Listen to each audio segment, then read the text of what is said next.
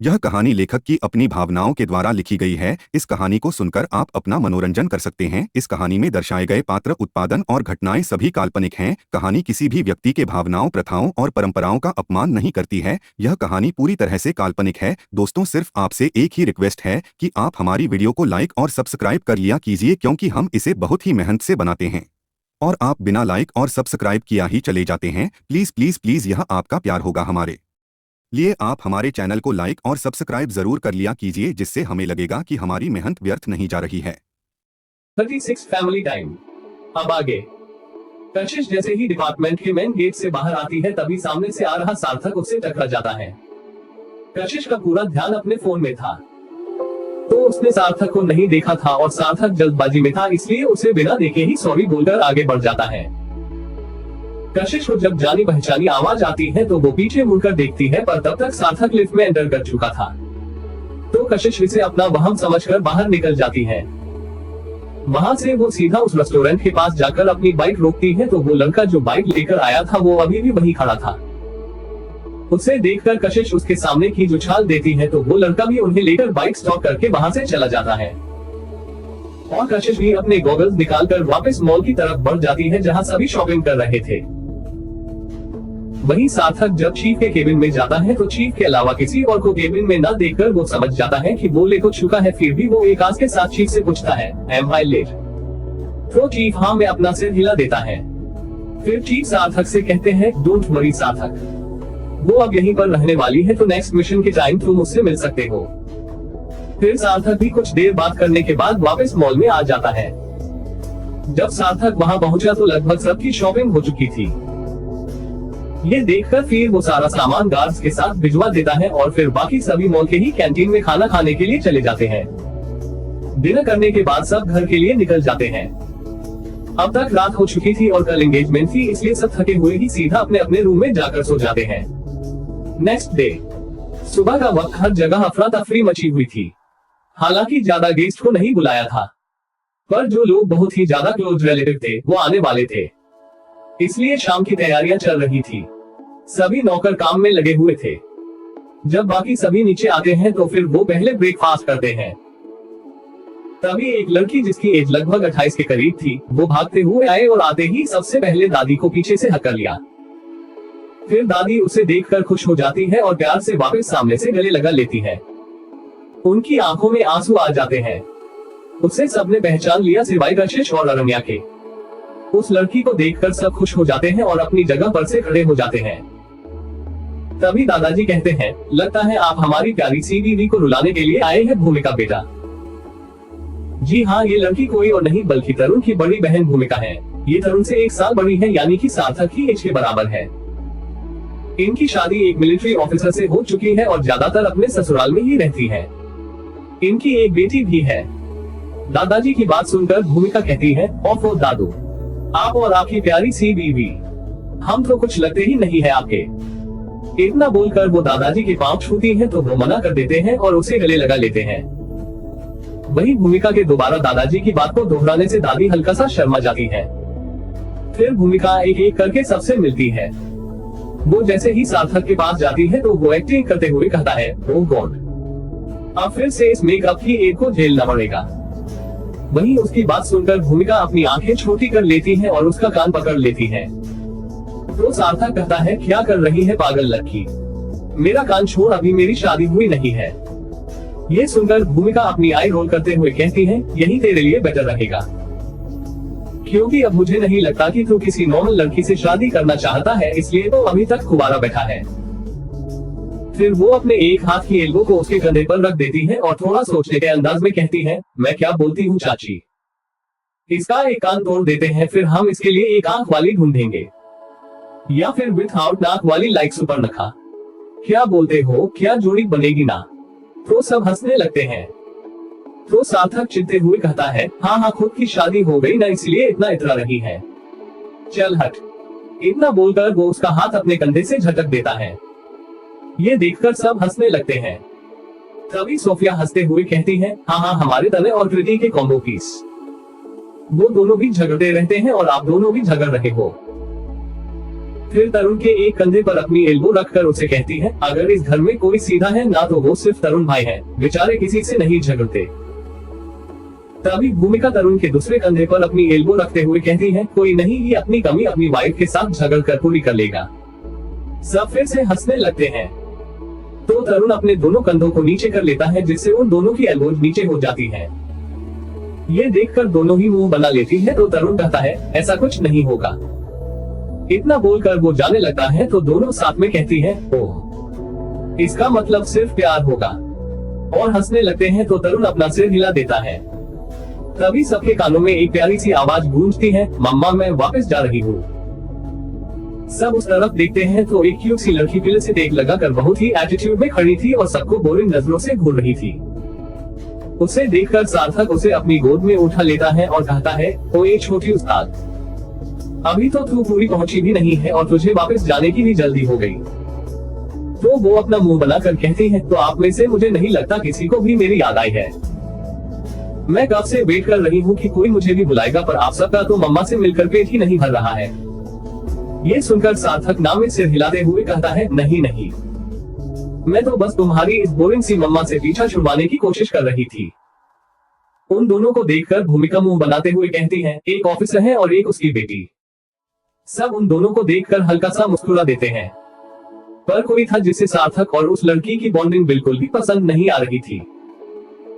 आगे इतने टाइम तक साथ रहने के कारण कन्नू की सार्थक से अच्छी खासी बॉन्डिंग हो चुकी थी, इसीलिए अभी सार्थक को किसी और के साथ देखकर उसे बिल्कुल भी अच्छा नहीं लग रहा था। वही भूमिका उन दोनों को इग्नोर करके पल्लवी जी से पूछती है, अच्छा मम्मा ये तो बताए मेरी होने वाली भाभी कौन है। तो पल्लवी जी सामने की ओर इशारा कर देती हैं। ये देखकर भूमिका उसे जल्दी से गले लगा कर कहती है, वाओ, तुम तो बहुत खूबसूरत हो। वहीं ये देखकर सबकी आंखें बड़ी हो जाती हैं, क्योंकि भूमिका ने कशिश को गले लगाया था और वो अरण्या के जस्ट पास में खड़ी थी, इसलिए उससे ये कंफ्यूजन हो गई कि कशिश वो लड़की है जिससे तरुण की शादी होने वाली है। कशिश हल्का सा भूमिका को खुद से दूर करते हुए कहती है, आपको गलतफहमी हो गई है नी। ये सुनकर वो सवालिया नजरों से कशिश को देखती है तो कशिश अरण्या की तरफ इशारा कर देती है। तो भूमिका भी कह देती है, सॉरी माय मिस्टेक। फिर वो अरण्या के पास जाकर कहती है, तुम भी बहुत खूबसूरत हो। ये सुनकर अरण्या हल्का सा मुस्कुरा देती है। फिर वो बाकी सबसे कशिश की तरफ इशारा करके पूछती है, तो फिर ये कौन है मम्मा। तो पल्लवी जी कहती है, बेटा ये कशिश है, यहाँ पर काम के लिए आई थी और रावत मेंशन में ही रहती है, तो हमने इसे भी यही रहने के लिए बुला लिया शादी तक। ये सुनकर भूमिका वापस कुछ कहने ही वाली होती है कि तभी पल्लवी जी बात बदलते हुए कहती है, अब बेटा तुम दोनों अकेले ही आए हो क्या। पल्लवी जी का बात बदलना भूमिका को समझ आ गया, इसलिए वो भी हाँ में सर हिलाकर कहती है, हाँ मम्मा, रंजीत अभी ड्यूटी पर है, इसीलिए हमें ड्राइवर ने यहाँ छोड़ दिया। तभी कन्नू सार्थक के पास जाकर कहती है, स्वीट अंकल, क्या आप मुझे नाराज हो। ये बात उसने काफी ज्यादा रुआसी होकर कही थी, इसलिए सार्थक उस बच्ची को गोद में से नीचे उतार देता है और फिर कन्नू के पास घुटनों के बल बैठकर कहता है, क्या हुआ बच्चा, मैं आपसे नाराज नहीं हूँ। तो कन्नू सिसकते हुए कहती है, तो फिर आप मुझे तो गोद में नहीं उठा रहे। इतना बोलकर वो रोने लगती है तो सार्थक उसे जल्दी से गोद में उठा लेता है। उसके गोद में उठाते ही कन्नू के चेहरे पर स्माइल आ गई और वो सार्थक के कंधे पर सर रखकर पीछे से ही उस लड़की को चिढ़ाने लगती है। ये देखकर वो बच्ची चिढ़ जाती है और सार्थक से कहती है, मामू आप इसे उतारो और मुझे गोद में उठाओ।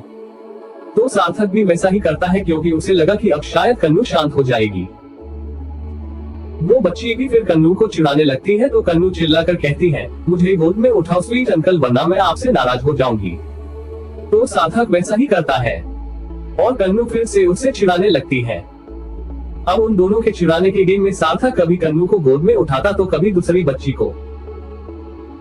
ये देखकर कशिश और सोफिया समझ गई कि कन्नू को उस बच्ची से जेलसी हो रही है, क्योंकि कन्नू को बिल्कुल भी पसंद नहीं था कि कोई उससे इग्नोर करके दूसरे पर प्यार जताए। इसलिए कशिश जल्दी से जाकर कन्नू को अपने पास लेती है और उसे डांटते हुए कहती है, बदमाशी बिल्कुल नहीं कन्नू। कन्नू भी कशिश की बात मानकर चुपचाप अपना मुंह बनाकर खड़ी हो जाती है। ये देखकर वो बच्ची फिर से अपनी उंगलियां सिर पर रखकर उन्हें जोर से हिलाते हुए अपनी जीभ निकालकर कन्नू को चिढ़ाने लगती है। वहीं बाकी सभी काफी हैरान रह जाते हैं, क्योंकि वो बच्ची कभी भी इस तरह से बच्चों वाली हरकतें नहीं करती थी। एकदम सीरियस एक्सप्रेशन में ही रहती थी।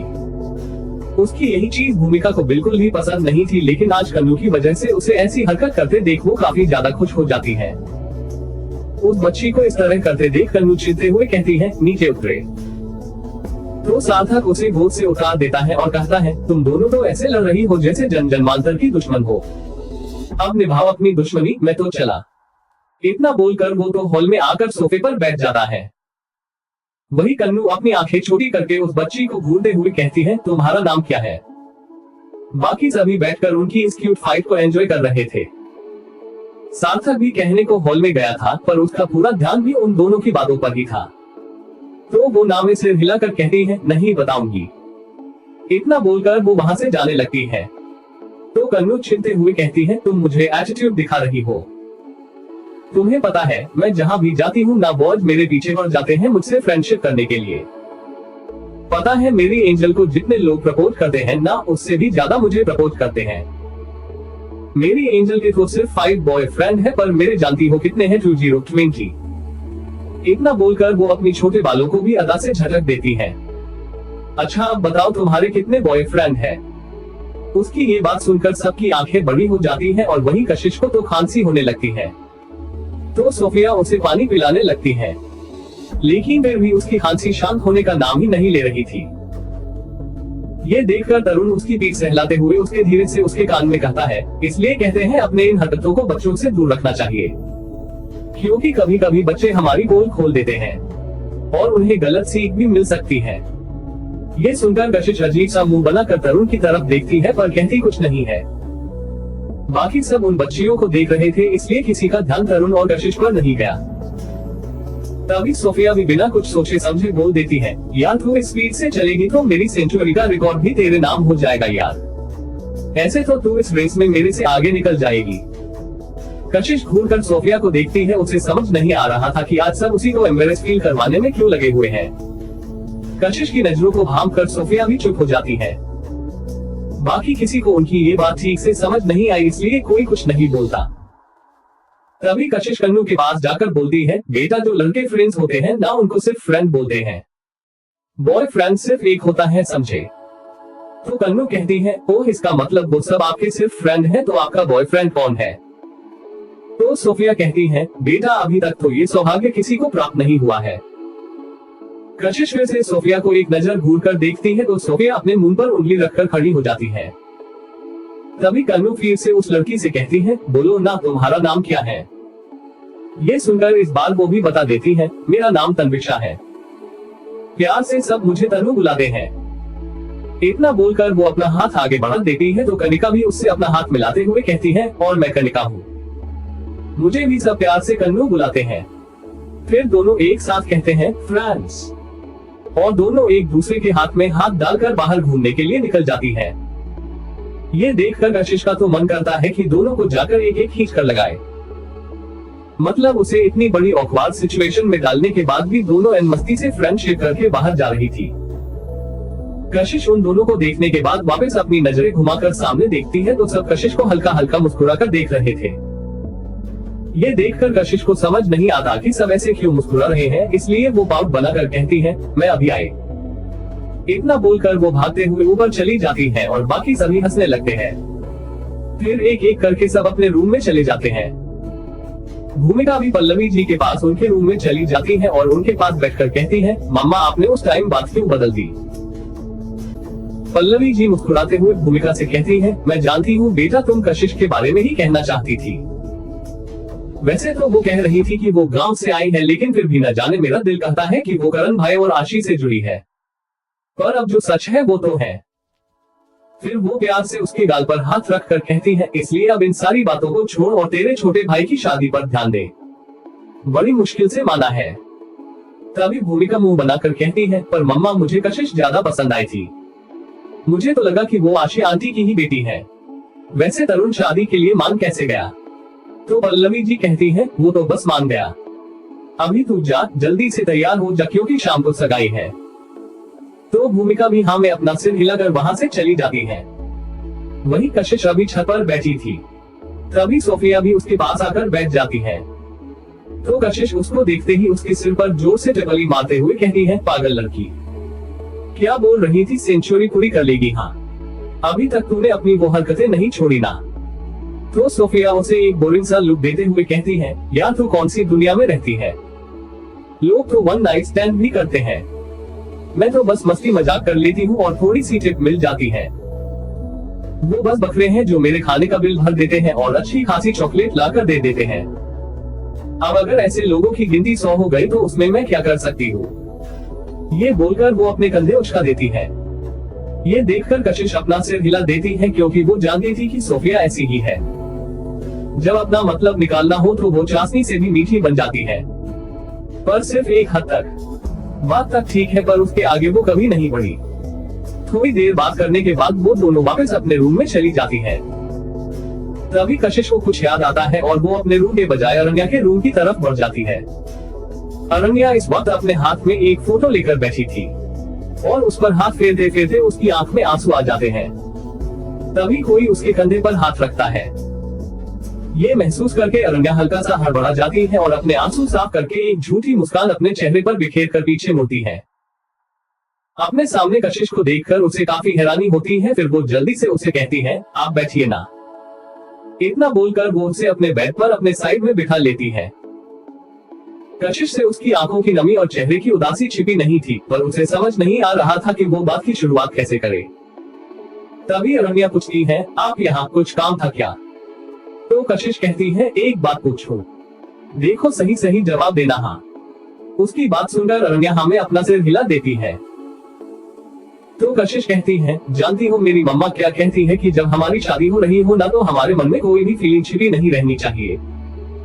अगर हमें कोई तकलीफ है ना तो वो भी शादी से पहले क्लियर करनी चाहिए, क्योंकि शादी एक पवित्र बंधन है। एक बार हम इसमें बंध जाते हैं तो फिर इस नए रिश्ते में अगर कोई गिला शिकवा है तो वो जिंदगी भर तकलीफ ही देता है। फिर वो उसके हाथ पर अपना हाथ रखकर एक विश्वास से कहती है, इसलिए एक दोस्त बहन जो भी समझना चाहो वो समझकर मुझे बताओ कि क्या कोई प्रॉब्लम है।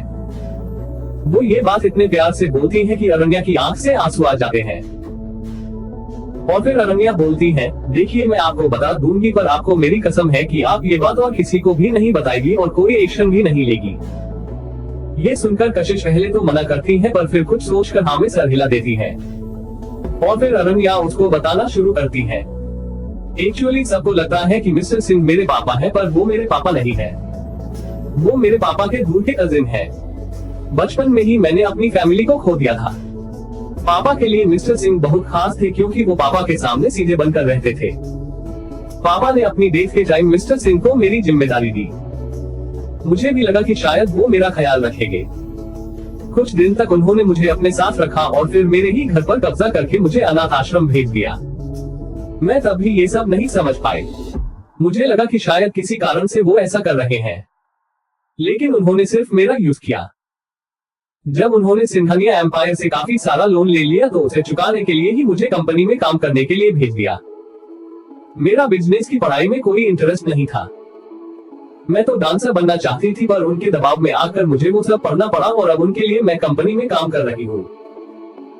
इसके बाद भी जब उनका पेट नहीं भरा तो उन्होंने मेरी शादी मेरी मर्जी के बिना अपने फायदे के लिए यहाँ फिक्स कर दी। ये सब सुनकर कशिश गुस्से में आ जाती है और अरण्या पर चिल्लाते हुए कहती है, तुम पागल हो क्या? इतना सब कुछ सहन क्यों कर रही थी? मिस्टर सिंह के बारे में कशिश जानती थी कि वो बहुत ही घटिया आदमी है, इसलिए उसे कोई हैरानी नहीं हुई। उसने कशिश की फैमिली के साथ भी गलत किया था, जिसका बदला वो वैसे भी उससे लेने ही वाली थी। लेकिन अरण्या की बात सुनकर उसे मिस्टर सिंह से भी ज्यादा गुस्सा अरण्या पर आ रहा था। अरण्या सुबकते हुए कहती है, आप नहीं जानती, वो बहुत ही बुरे इंसान है। आपको क्या लगता है कि मैंने कभी उनसे पीछा छुड़वाने की कोशिश नहीं की?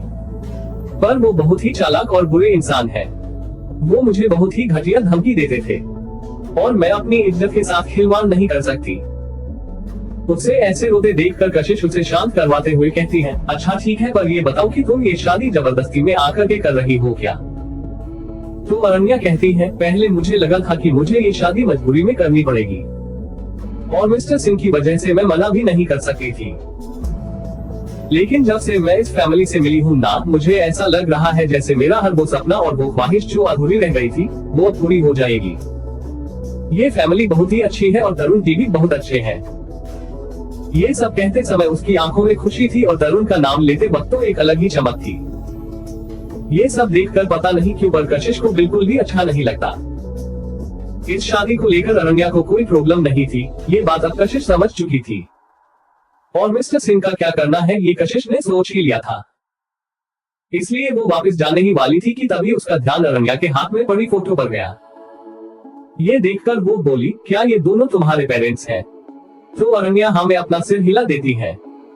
अरण्या की उदासी देखकर कशिश कहती है, तुम उदास मत हो, मैं हूं ना।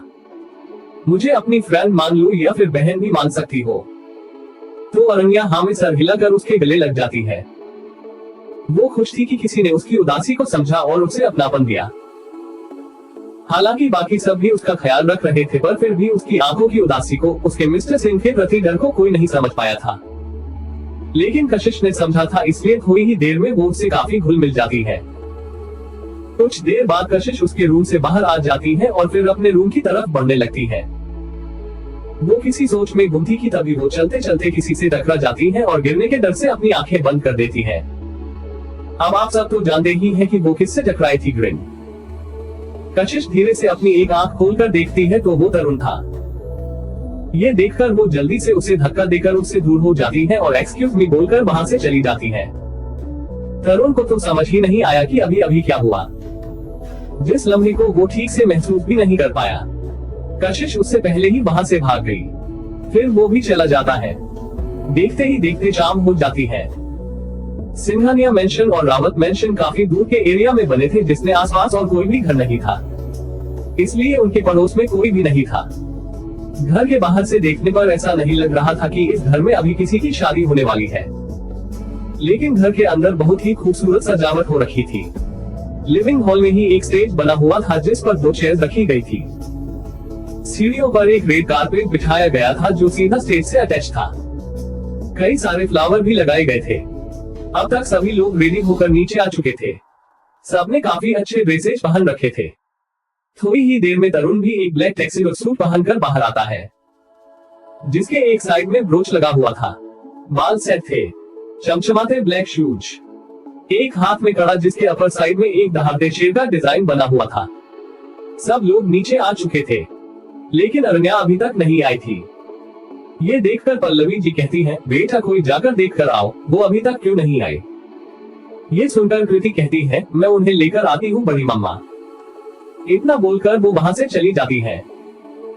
तभी भूमिका कुछ सोचकर कहती है, मम्मा अगर आशु आंटी की कोई बेटी होती और वो अभी यहाँ होती तो आप उसकी शादी तरुण से करवाती ना।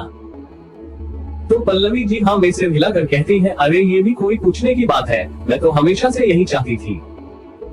तभी उन्हें ख्याल आता है कि उन्हें तरुण की शादी के टाइम ऐसा कुछ नहीं बोलना चाहिए था, इसलिए वो चुप हो जाती है। वहीं ये सारी बातें सुनकर कशिश की तो आंखें बड़ी बड़ी हो जाती हैं, जिसे भूमिका नोटिस कर लेती है। तभी सोफिया धीरे से कशिश के शोल्डर से अपना शोल्डर टकराते हुए उसके कान में फुसफुसाते हुए कहती है, आय हाय, फिर तो मेरी जान, मेरी भाभी और मेरा भाई मेरा जीजू बन जाता यार। सोफिया की बात सुनकर कशिश जैसे ही खुद को तरुण के साथ इमेजिन करती है तो वो सदा सा मुंह बनाकर सोफिया से कहती है, इस बेवकूफ आदमी की शादी को मैं अपनी लिली कशिश की फीमेल डॉगी से भी ना करवाऊं। ये सुनकर सोफिया उसे घूरते हुए कहती है, ओए देख कुछ भी बोल पर तरुण भाई को नाम मेरे डेक्स्टर सोफिया का डॉगी से तो कंपेयर मत कर। तो कशिश भी इतराते हुए कहती है, मैं तो करूंगी। तो सोफिया आंखें छोटी करते हुए कहती है, 1 मिनट, पर तरुण भाई तो तेरे आगे पीछे वैसे नहीं घूमते जैसे डेक्स्टर हमेशा लिली के आगे पीछे घूमता रहता है, फिर तू उनको डेक्स्टर से क्यों कंपेयर करेगी। तो कशिश हड़बड़ाते हुए कहती है, तुझे नहीं पता, अरे जब से आई हूँ ना पीछे पड़ गए हैं, 2 बार प्रपोज कर दिया है। पर तू तो जानती है ना मैं भी कशिश हूँ, इतनी आसानी से तो मैं लिली के लिए टी-शर्ट भी चूज नहीं करती, फिर अपने लिए लड़का तो क्या ही करूंगी। इतना बोलकर वो अपने बालों को अदा से झटक देती है। वहीं ये सब सुनकर सोफिया कुछ जवाब नहीं देती, क्योंकि वो तो ये सोचकर ही बहुत खुश थी कि उसकी जो मजाकिया कशिश पिछले 3 साल से हंसना भी भूल गई थी, वो वापस पहले जैसी बन रही थी। तभी उन दोनों का ध्यान अरण्या पर जाता है जो कि नीचे आ चुकी थी और इस वक्त बहुत खूबसूरत लग रही थी। उसने तरुण के ही मैचिंग ब्लैक कलर का गाउन पहन रखा था। वो अब स्टेज पर तरुण के साइड वाली चेयर पर जाकर बैठ जाती है। उसके चेहरे पर एक प्यारी सी मुस्कान थी। तभी थोड़ी देर में कृति और भूमिका एक एक थाल लेकर आती है जो फूलों की पंखुड़ियों से भरे हुए थे और उनके बीच में एक एक रिंग रखी हुई थी। तरुण और अरण्या दोनों आमने सामने खड़े हो जाते हैं। पहले अरण्या उस थाल में से रिंग उठाकर तरुण की रिंग फिंगर में पहना देती है तो फिर तरुण भी रिंग उठा लेता है। वो एक नजर कशिश की तरफ देखता है तो वो एक भावहीन नजरों से तरुण की तरफ ही देख रही थी।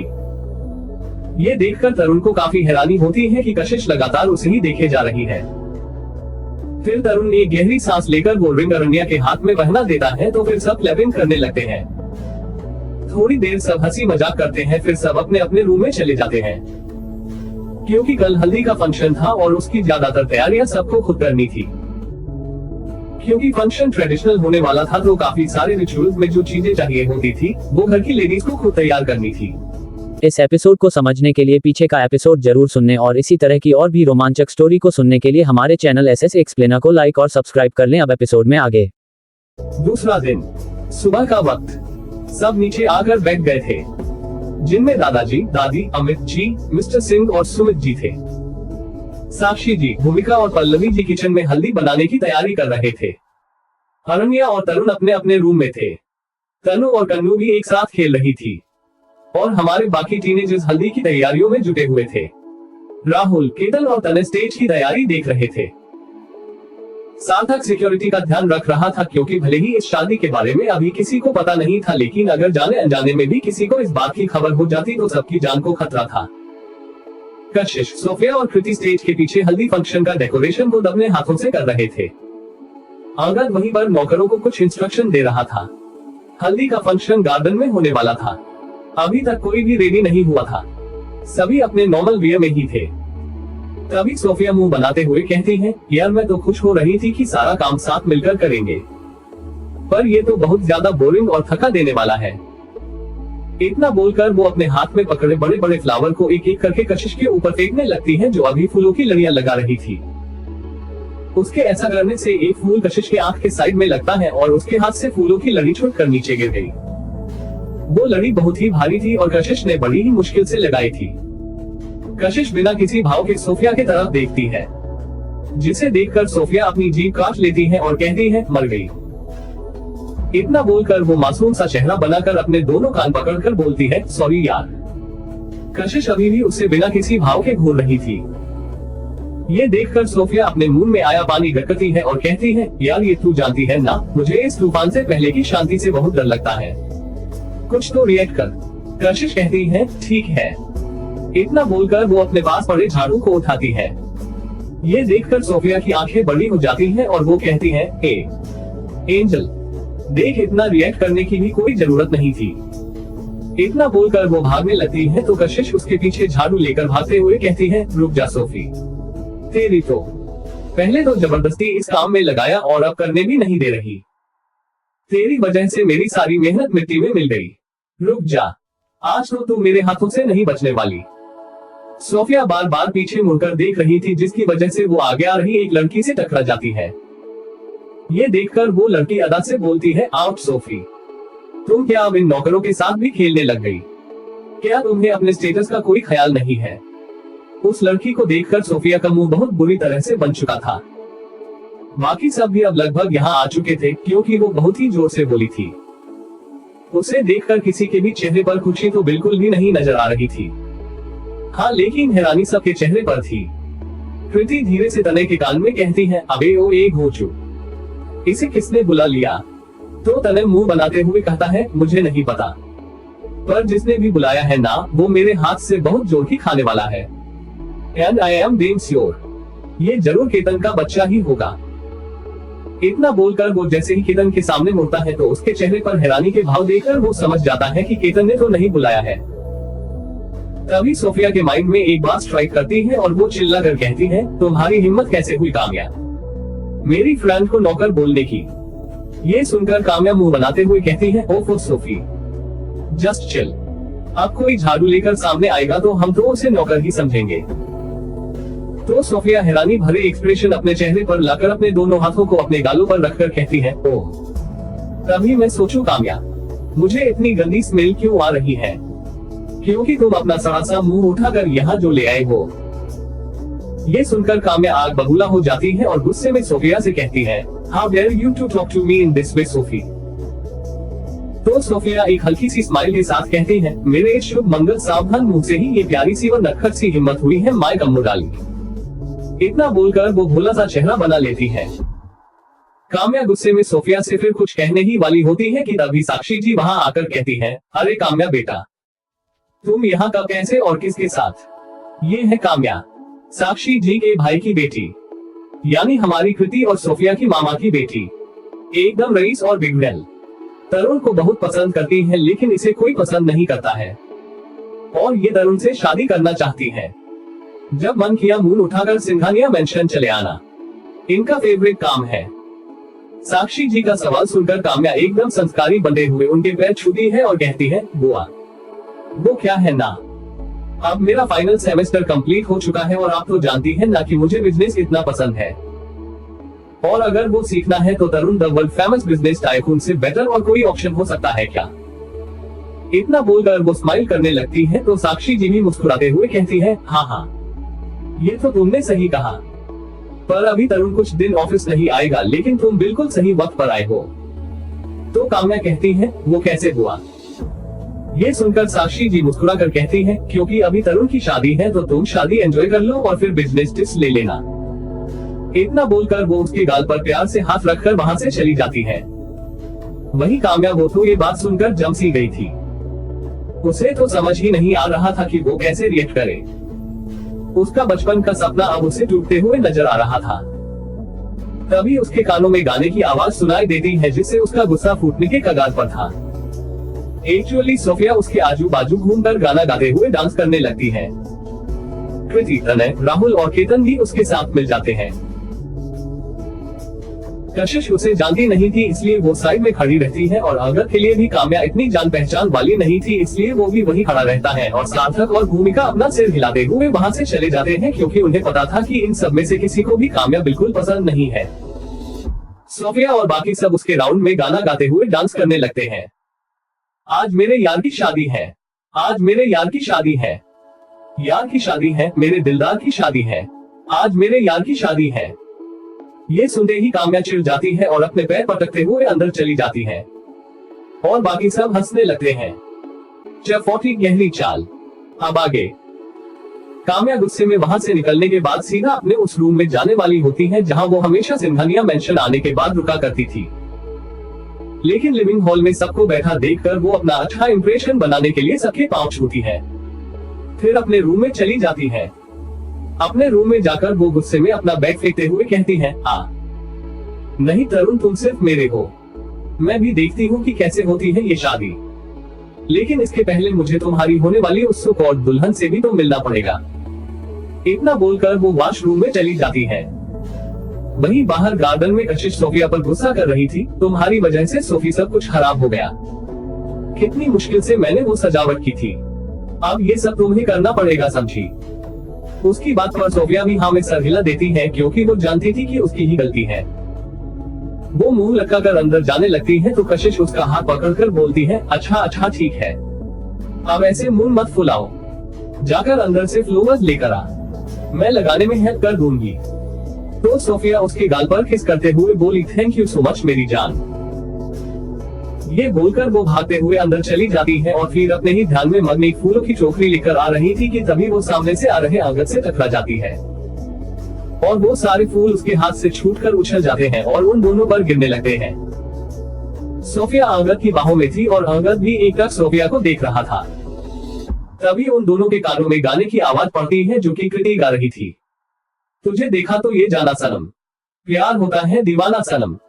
तभी तनय भी गाने लगता है, बेकरारी में भी तेरा करार, कि दिल परदेशी हो गया।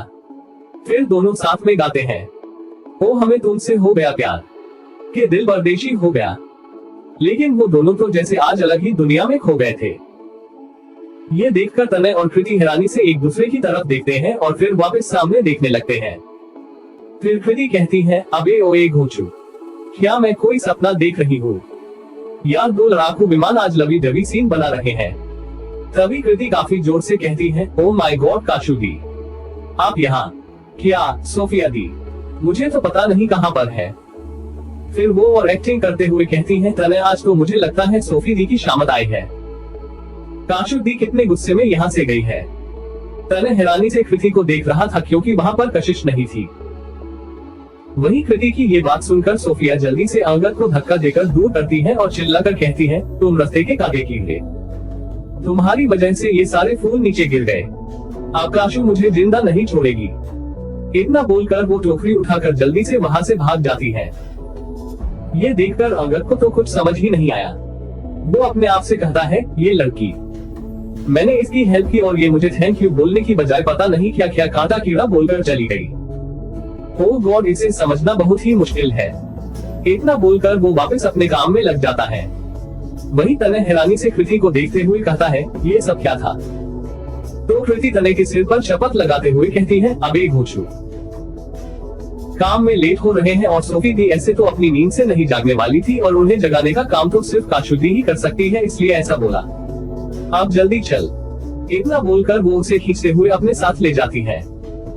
थोड़ी देर में सारी डेकोरेशन हो चुकी थी, इसलिए अब सभी लोग अपने अपने रूम में रेडी होने के लिए चले जाते हैं। कशिश भी पहले कन्नू को रेडी करती है, जिसे वो एक सरारा और एक क्रॉप टॉप पहनाती है। वो इसमें बहुत क्यूट लग रही थी।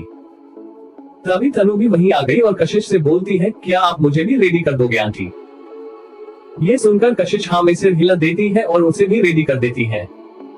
उसकी ड्रेस भी तनु के सिमिलर ही थी। वो उन दोनों की सेम हेयर स्टाइल बना देती है और फिर दोनों को ही नीचे भेज देती है। कशिश अपने कपड़े भी निकालकर वॉशरूम में चली जाती है। वहीं एक आलीशान से महल के एक अंधेरे कमरे में एक शख्स एक शाही सोफे पर अपने सिर को क्राउन से टिकाकर आंखें बंद करके बैठा हुआ था। उसकी उम्र यही कुछ 50 साल के करीब लग रही थी। उसकी मौजूदगी काफी राजशाही लग रही थी। तभी कोई उसके दरवाजे पर नॉक करता है। ये सुनकर वो शख्स बोलता है, आइए भैरो, आइए, क्या समाचार लाए हैं? हम चाहते हैं जो भी सुने अच्छा ही सुने। ये सुनकर पहले तो भैरो हैरान रह गया कि उन्हें पता कैसे चला कि दरवाजे पर वो ही है, पर ये कोई नई बात नहीं थी। उन्हें हर बार हल्की आहट से ही पता चल जाता था कि उसके आसपास कौन है। भैरो अंदर आकर कहता है, ठाकुर सा, आज अमित सिंघानिया के बेटे की शादी के लिए हल्दी की तैयारियां हो रही हैं। ये समाचार हमें मिस्टर सिंह ने दिया है। घर के अंदर प्रवेश करना मुश्किल था, लेकिन ये कार्यक्रम उनके बगीचे में है, तो हम उन पर निशाना साध सकते हैं। तो वो शख्स अपने चेहरे पर अजीब सी मुस्कुराहट लेकर कहता है, ये तो बहुत शुभ समाचार है भैरो। अब हमें उनके कार्यक्रम को क्रियाक्रम में बदलना है। नीलेश कपाड़िया को फोन करके कहो कि उस अमित के बेटे को उसी की हल्दी में पीले की बजाय लाल रंग से रंगे। ये सब बोलते समय उसकी आंखों में एक अलग ही नफरत झलक रही थी। उस अभिराज सिंघानिया को बहुत ही गुरूर है अपने परिवार पर, उसे तो तिल तिल मानना है। उसके परिवार के हर सदस्य की मौत का मंजर वो अपनी आंखों से देखेगा, फिर जाकर कहीं उसे मौत नसीब होगी जिसे भी मैं इतनी आसानी से उस तक नहीं पहुंचने दूंगा। उसके बाद भैरो नीलेश को फोन करने के लिए चला जाता है। वहीं सिंघानिया मेंशन में गार्डन में चारों तरफ पीले और लाल रंग के फूल सजे हुए थे। स्टेज पर 2 बड़े बड़े सोफे लगे हुए थे। दोनों सोफों के बीच में एक नेट का पर्दा लगा हुआ था और दूसरी साइड में एक बड़ा सा बड़े डिजाइनिंग टब रखा हुआ था जो किसी लोट्स के फ्लावर की तरह लग रहा था। स्टेज के आगे काफी सारे चेयर रखे हुए थे। धीरे धीरे सब लोग बाहर आते हैं। सबने येलो कलर के सूट पहन रखे थे। पहले सभी लड़के बाहर आते हैं। सबने येलो कुर्ता और सेम स्लिट फिटिंग पैंट पहन रखी थी। सभी काफी चार्मिंग लग रहे थे। आगे इस एपिसोड को समझने के लिए पीछे का एपिसोड जरूर सुनने और इसी तरह की और भी रोमांचक स्टोरी को सुनने के लिए हमारे चैनल एसएस एक्सप्लेनर को लाइक और सब्सक्राइब कर लें। अब एपिसोड में आगे 41 हल्दी फंक्शन। अब आगे थोड़ी ही देर में तरुण भी रेडी होकर नीचे आ जाता है। उसकी ड्रेस पर येलो के साथ हल्का रेड कलर का कॉम्बिनेशन था जो अरण्या की ड्रेस से मैचिंग करने के लिए बनवाया गया था। वो चुपचाप आकर एक जगह खड़ा हो जाता है। ये देखकर बाकी सभी लड़के भी उसके पास आ जाते हैं और अंगद कहता है, यार तू तो ऐसे खड़ा है जैसे न जाने कितनी पुश्तों के दूर के रिश्तेदार की शादी में आया है। तेरे चेहरे पर स्माइल का तो कोई नामो निशान ही नहीं है। ये देखकर केतन कहता है, अरे अंगद भाई, इन पर तो अभी एक शायरी करने का दिल कर रहा है। तो अंगद कहता है, अरे अरे सुनाओ। फिर इंतजार किसका है? तो केतन कहता है, आज किया है। जल्दबाजी में शादी की तो जिंदगी बिगाड़ लोगे। अरे जल्दबाजी में शादी की तो जिंदगी बिगाड़ लोगे, और सोच समझ के की तो भी कौन सा तीर मार लोगे।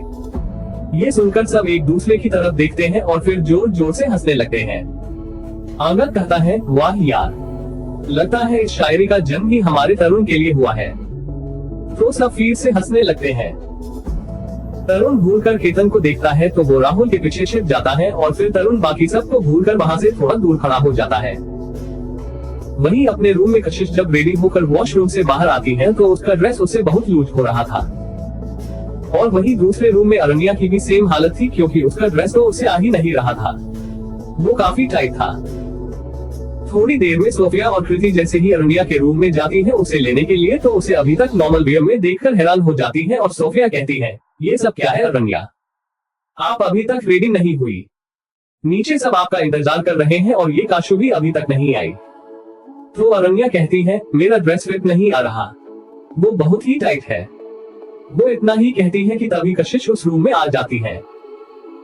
उसे भी नॉर्मल वियर में देखकर सोफिया कहती है, यार अब तू क्यों रेडी नहीं हुई। तो कशिश कहती है, मेरा ड्रेस बहुत लूज हो रहा है, मैं क्या पहनूं, तेरे पास कुछ है तो देना। ये सुनते ही कृति कहती है, इसका मतलब आप दोनों ने जो एक जैसा ड्रेस चूज किया उसकी फिटिंग एक्सचेंज हो चुकी है। एक्चुअली अरण्या और कशिश की ड्रेस सेम थी, बस कशिश की ड्रेस में पिंक कलर का कशीदा और डिजाइन था और पिंक दुपट्टा था, और अरण्या की ड्रेस में वो सब तरुण की मैचिंग रेड कलर का था, लेकिन उन दोनों की फिटिंग एक्सचेंज हो गई। ये सुनकर सोफिया कहती है, तो इसमें क्या प्रॉब्लम है, तुम दोनों अब बदल लो, वैसे भी कलर का ही तो डिफरेंस है। ये सुनकर कृति कहती है, नहीं कर सकते थी, क्योंकि अरण्या भाभी की ड्रेस तरुण भाई के मैचिंग में है। वो इतना ही कहती है कि तभी भूमिका रूम में आकर कहती है, ये सब क्या है, अभी तक रेडी क्यों नहीं हुए। तो कृति उनको सारी बात एक्सप्लेन कर देती है। ये सुनकर भूमिका कहती है, कोई बात नहीं, अब ये कोई शादी नहीं है कि किसी के नाम का जोड़ा कोई और पहन रहा है, हल्का सा कलर डिफरेंस है, एक्सचेंज कर लो और जल्दी नीचे आ जाओ। ये सुनकर फिर दोनों एक दूसरे की ड्रेस लेती हैं और फिर रेडी हो जाती हैं। थोड़ी ही देर में अरण्या तैयार हो जाती है, उसे फ्लावर ज्वेलरी पहना दी गई थी। सोफिया और कृति उसे लेकर नीचे चली जाती हैं, क्योंकि कशिश ने थोड़ी देर बाद आने के लिए बोल दिया था। वो सब नीचे आ जाती हैं। सोफिया ने येलो कलर का प्लाजो और क्रॉप टॉप पहन रखा था, कृति ने भी ऐसा ही ड्रेस पहन रखा था। अभी हल्दी की रस्म शुरू करने में वक्त था, तो वो सब थोड़ी देर बातें करने लगते हैं। तरुण ने एक नजर भी अरण्या को नहीं देखा था। वही कशिश जब बाहर आ रही होती है कि तभी उसका फोन बजता है। सामने वाले की बात सुनकर कशिश के चेहरे पर काफी ज्यादा टेंशन के भाव आ जाते हैं। फिर वो कुछ सोचकर बाहर आ गई।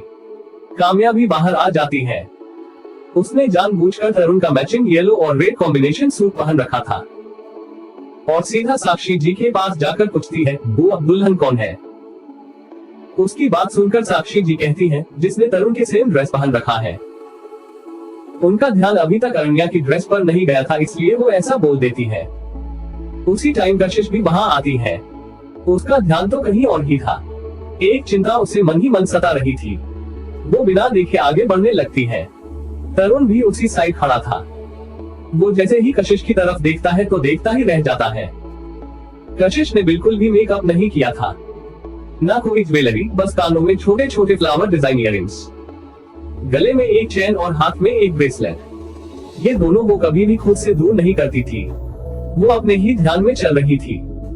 उसे ये भी नहीं पता था कि वो जाने अनजाने में तरुण की तरफ ही बढ़ रही थी। तरुण भी बिना किसी की तरफ ध्यान दिए एकटक उसे ही देखे जा रहा था।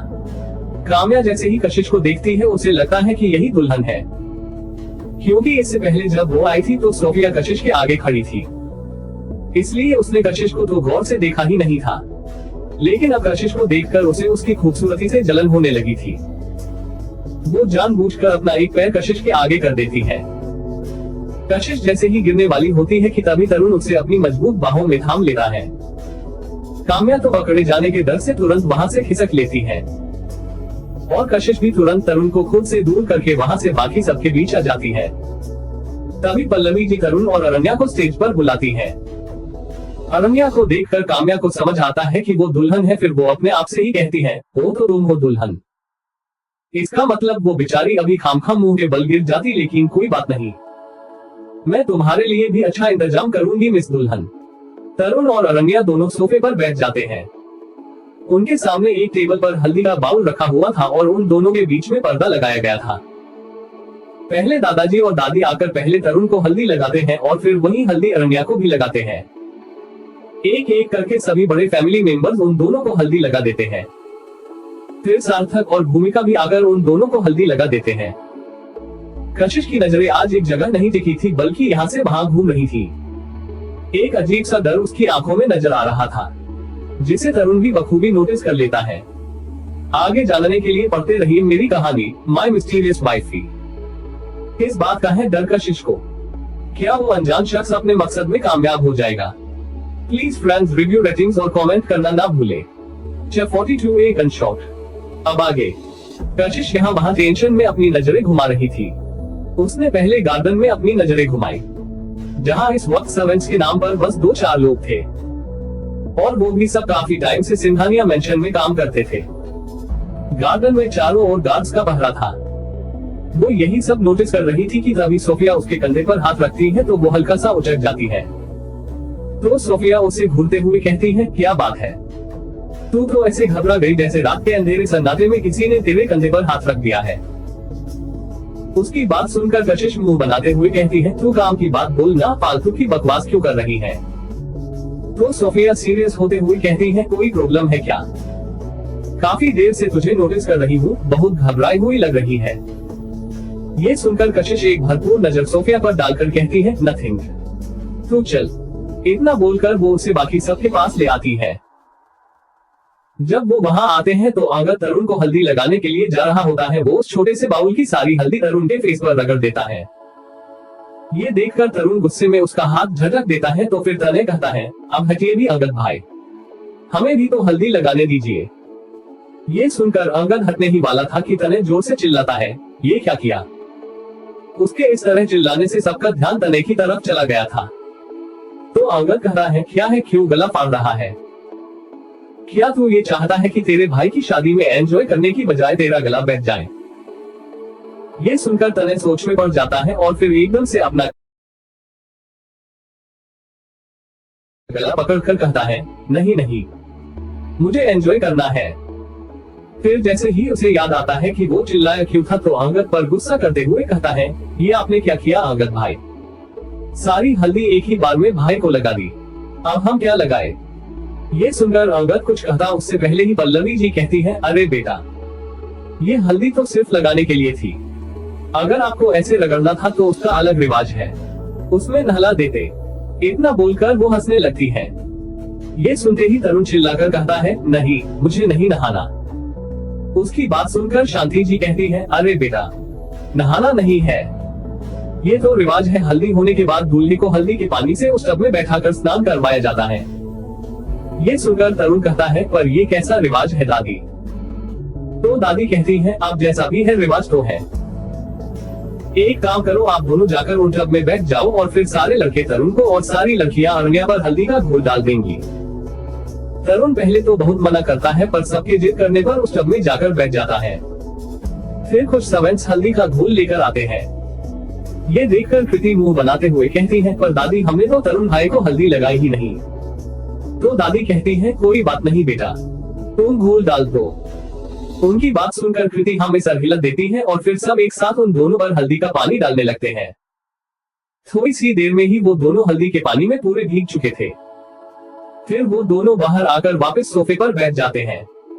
तरुण अब उठकर जैसे ही अंदर जाने वाला था कि तभी अंगद बोलता है, अरे भाई, इतनी भी किस बात की जल्दी है? अब कम से कम एक दूसरे को भी तो प्यार से हल्दी लगा दीजिए।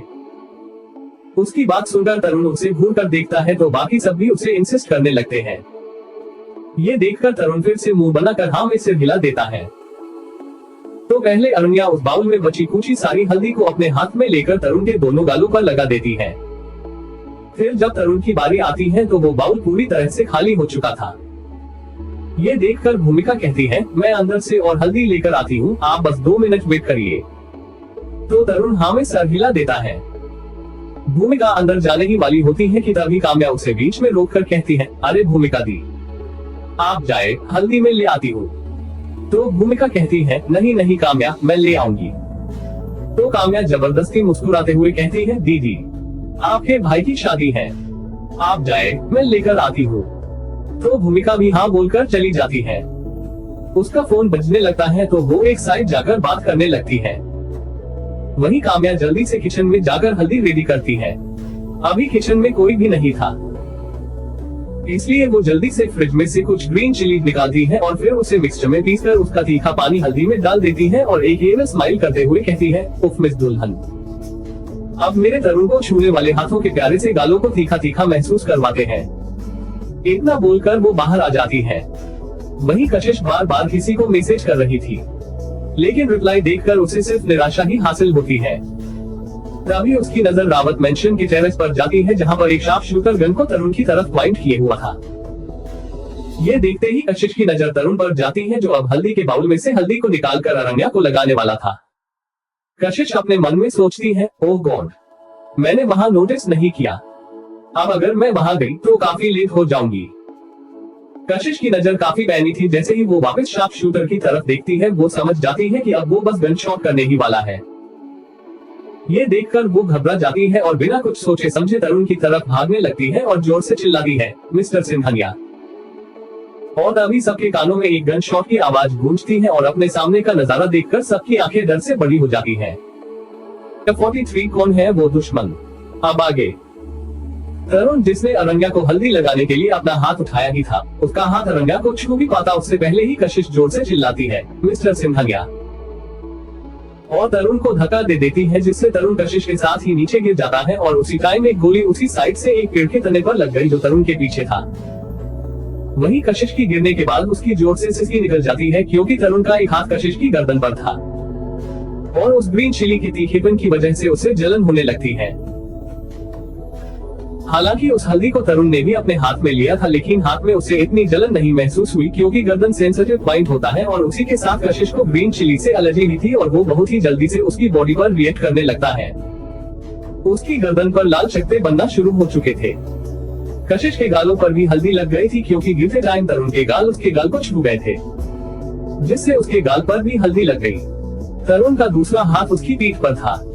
वहीं सार्थक को तो जैसे इसी चीज का डर था, वो बिना किसी पर ध्यान दिए उस डायरेक्शन में भागता है जहां शार्प शूटर था।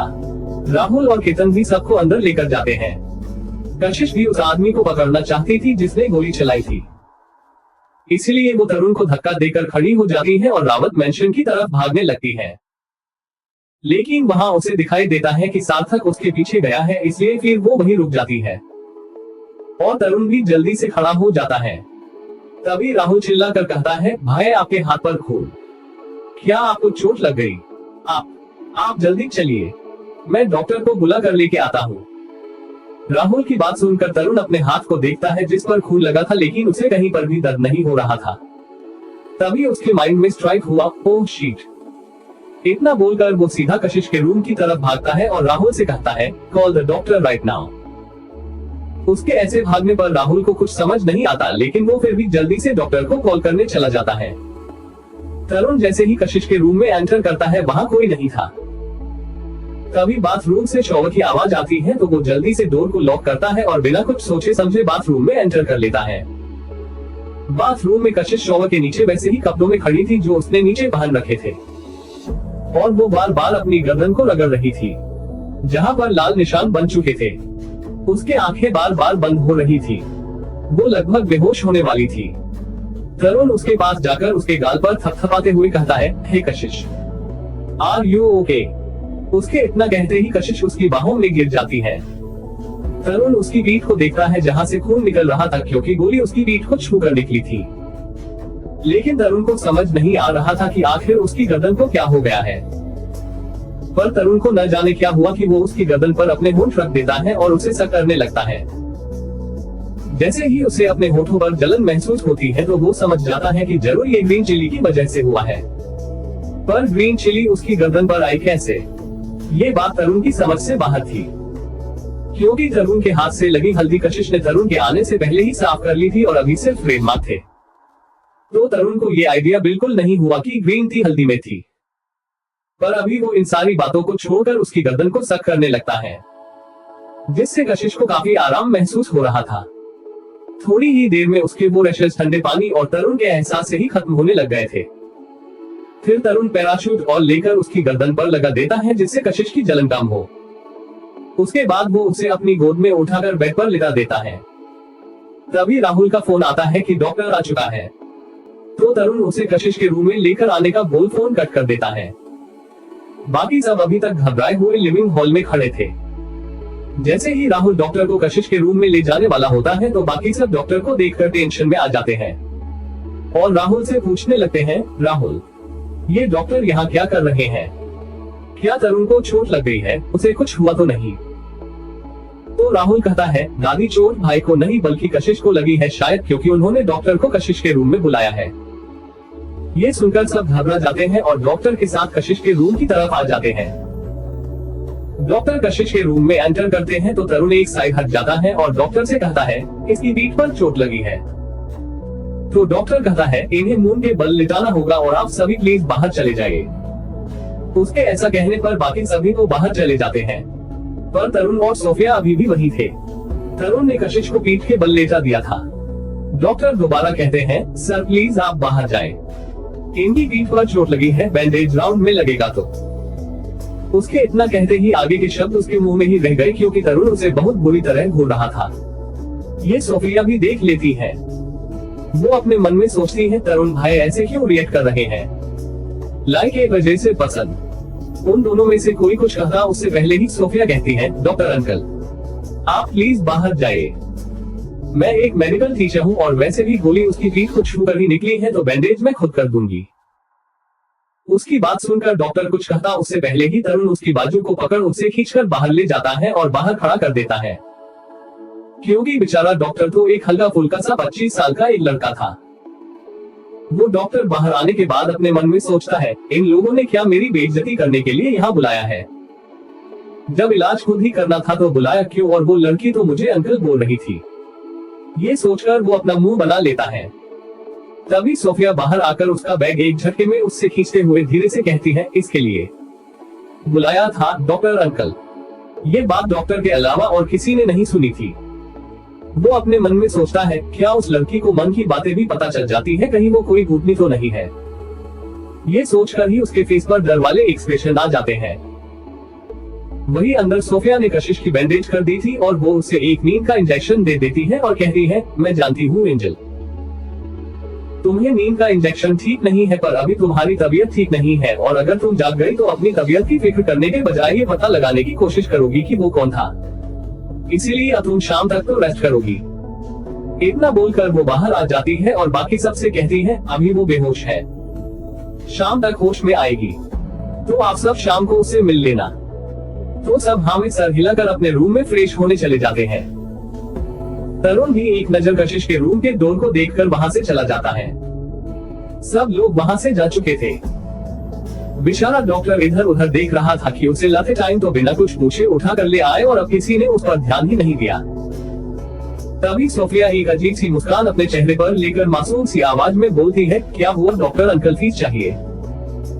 वो डॉक्टर पहले तो हाँ में सिर हिला देता है और फिर जल्दी जल्दी ना में सिर हिलाते हुए बोला, नहीं नहीं, मुझे कुछ नहीं चाहिए, मैं जा रहा हूँ। इतना बोलकर वो जल्दी से स्टेयर्स से उतरकर घर से बाहर भागने लगता है। वो गार्डन में आकर जैसे ही फाउंटेन के पास से गुजरने वाला होता है, तभी सोफिया फाउंटेन के दूसरी ओर ले उसके पास आकर उसको बैग पकड़ाते हुए कहती है, अरे डॉक्टर अंकल, अपना बैग तो ले जाइए, या फिर ये भी मंजुलिका को देकर जाने का इरादा है? फिर धीरे धीरे अपने बालों की लट को अपने हाथ की उंगली में घुमाते हुए कहती है, मंजुलिक बैग की नहीं, खून की प्यासी है। उसके ये कहते ही वो डॉक्टर अपना बैग छोड़कर सीधा बाहर की तरफ भाग जाता है और सोफिया जोर जोर से हंसने लगती है। हंसते हंसते उसकी आंखों में आंसू आ जाते हैं और वो वहीं घास पर बैठ जाती है। तभी कोई उसके पास में आकर बैठ जाता है। वो अपना सिर घुमाकर देखती है तो वो अंगद था। अंगद को देखकर सोफिया का तो मुंह ही बन जाता है और वो उठकर जाने लगती है तो अंगद उसका हाथ पकड़कर खींच लेता है, जिससे सोफिया एक धक्के से वापस नीचे बैठ गई। क्या है?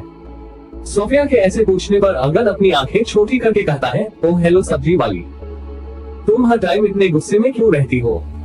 चलो मुझे तुम्हारी सिस्टर काम्या के बारे में कुछ बताओ। ये सुनकर सोफिया चिढ़ते हुए कहती है, ये सब्जी वाली क्या लगा रखा है तुमने? हाँ, मैं तुम्हें सब्जी वाली कहाँ से नजर आती हूँ? सड़े हुए टमाटर जैसी शक्ल लेकर तो बैठे हो खुद और सब्जी वाली मुझे बोल रहे हो।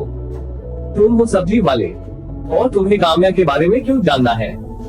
उसकी बात सुनकर अंगद अपने बालों को नोचते हुए कहता है,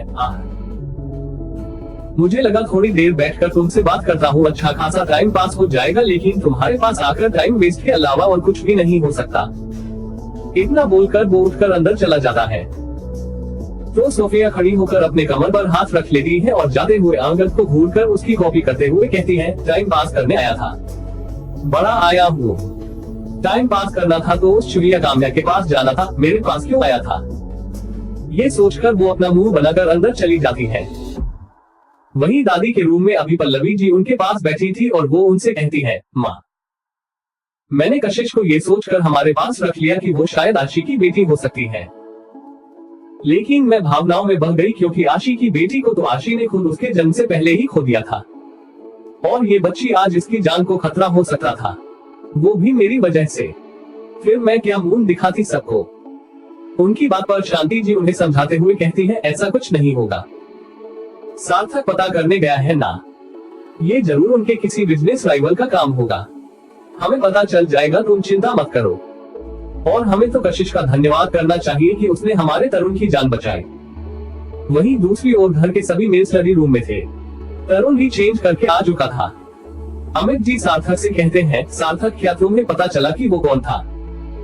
तो सार्थक नाम में सिर हिलाते हुए कहता है, नहीं बड़े पापा, मैंने उस शार्प शूटर का पीछा किया, वो लगभग मेरी पकड़ में था पर अचानक से ही गायब हो गया। तभी राहुल कहता है, और अंकल, हमारे किसी भी बिजनेस राइवल का काम नहीं है, ये कोई और है। ये सुनकर अमित जी एक गहरी सांस लेते हैं और अपने मन में सोचते हैं, शायद अब मुझे कशिश से बात करनी होगी।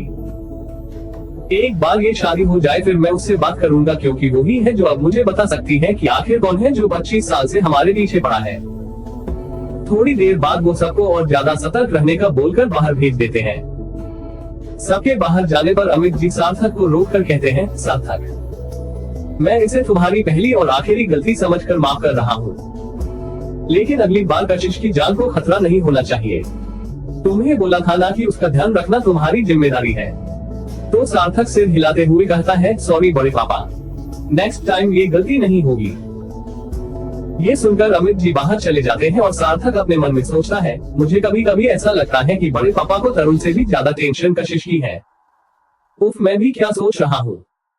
तरुण खुद की जान बचा सकता है और कशिश शायद नहीं, लेकिन अब मुझे मेंशन की सिक्योरिटी डबल करनी होगी। सच में भाग गया है वो sharp shooter. Please friends review, ratings और कमेंट करना ना भूले। 44 मेहंदी फंक्शन। अब आगे शाम का समय, सब लोग मेहंदी के फंक्शन के लिए रेडी होकर बैठे थे। अरण्या को स्टेज पर एक लॉन काउच पर बैठाया गया था। कशिश को भी चोट लगी थी, इसलिए पल्लवी जी ने उसे जबरदस्ती अरण्या के बाजू में ही बैठा दिया था। अरण्या को मेहंदी लगवाई जा रही थी और कशिश उसके पास में बैठकर अपने फोन को स्क्रॉल कर रही थी। बाकी सभी लोग भी वहीं पर बैठकर बात कर रहे थे। तभी सोफिया स्टेयर्स से नीचे उतरते हुए गाना गाने लगती है और कशिश की तरफ बढ़ने लगती है। शाही जोड़ा पहन के आए जो बन ठन के, वही तो मेरी स्वीट हार्ट है। शर्माई सी बगल में जो बैठी है दुल्हन के, वही तो मेरी स्वीट हार्ट है। ये गाना गाते हुए वो कशिश के बिल्कुल पास आ जाती है और अपने हाथ से हॉट शेप बनाकर उसे अपने सीने पर दिल वाले साइड रख देती है। सब उन दोनों को देखकर मुस्कुरा रहे थे। तो कशिश उसका हाथ पकड़कर खींचकर उसे अपने पास बिठा लेती है और धीरे से कहती है, आए हाय, लगता है तुझे साजन के घर जाना है। तो सोफिया उससे अपना हाथ झटकते हुए कहती है, चल हट, मैं यहाँ तेरे लिए गा रही हूँ और तू मेरा बोरिया बिस्तर बांधने पर तुली हुई है। वैसे मैं क्या बोल रही थी, चल ना डांस करते हैं। तो कशिश नाम में सिर हिलाकर कहती है, नहीं, अभी तू ही कर, मुझसे नहीं होगा।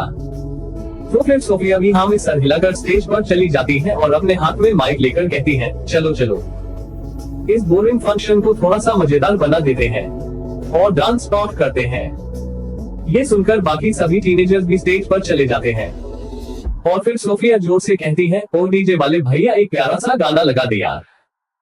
ये सुनकर डीजे वाला भी एक स्माइल करते हुए गाना लगा देता है और बाकी सब भी एक साथ डांस करने लगते हैं। लोग दा लश्कारा, ओ बेबी तेरा जान से प्यारा, हो बेबी एवी चमका दिल सारा, हो दिख गया प्यार ये पटियालवी, यार है, हो जब से दिल हारा, हो बेबी एवी गबरू दिलदारा, हो दिख गया यार ये पटियालवी, यार है यार ये पटियालवी, पटियाला बैग लगा के नाचूंगा, पटियाला ढोल बजा के कह दूंगा।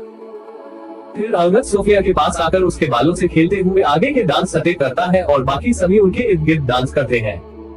हीरे मेरी जुल्फे तेरी, मेरे हाथों की ये लकीरें बुनती है, लोग दा लश्कारा, ओ बेबी तेरा जान से प्यारा, हो बेबी एवी गबरू दिलदारा, हो दिख गया यार ये पटियालवी। फिर सोफिया अंगद के दोनों कंधों पर बारी बारी हल्का सा धक्का देते हुए सटे करती है। होए होए, पटियाला बैग लगा के केंदा है, कल ये मिलो तो छुप के रेंदा है, चन्ना मेरे छद्दों बड़े, मिश्री से मीठे गुड़ सी बातें रहने दे। फिर दोनों सभी फैमिली मेंबर्स को स्टेज पर ले आते हैं और तरुण और अरण्या को भी सबके बीच में खड़ा कर देते हैं और डांस करने लगते हैं। वो लोग दा लश्कारा, ओ बेबी तेरा, ओ बेबी एवी, वो दिख गया यार ये पटियालवी। उसके बाद अंगद फिर से सोफिया के इर्द गिर्द घूमते हुए डांस करने लगता है।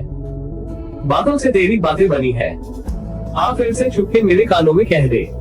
सोफिया आगे के स्टेप्स करते हुए, बातें तो मेरी चुप हो गई हैं, आज जो भी सुनना है वो आंखों से सुन ले, हो तू जो कहे उसके अब चर्चे हम करते हैं, हाँ तू जो कब से हम सुनते हैं करते हैं, तो ऐसा कभी सोचा न था, दिल यूं ही खोकर ये तकदीरें मिलती हैं, लोग दा लश्कारा, हो बेबी तेरा जान से प्यारा, हो बेबी एवी गबरू दिलदारा, तो दिख गया यार ये पटियालवी। उसके बाद दादाजी, अमित जी और सुमित जी अपनी अपनी बीवियों के साथ आगे के स्टेप्स करते हैं और बाकी सभी छोटे मेंबर साइड में हो जाते हैं और सोफिया तो सीटी ही बजाने लग गई। अब भाई दादाजी भी उनके बावजूद अच्छा खासा डांस तो अपनी बीवी के लिए कर ही सकते हैं। ओपन माउथ स्माइल, और वही कशिश ने दूर से ही बड़े लोगों के इस नजारे को अपने फोन में कैप्चर कर लिया। अपने भी पिंड में एक फूलझड़ी थी, वो दिलने वाली जूती सूट परांदी, तो बड़ी लेडीज आगे के स्टेप्स करते हुए, वो खेतों में जागे छेड़ा था जिसने, उसके भी आगे तो हाँ घर से है जागे, कजरा लगा के वो मैं क्या जी कहती है, हो पैन मेरे दिल में भी उठती है रहती है, हीरे मेरी कोटते आ, मंजते बेजा तेनू रज रज वे।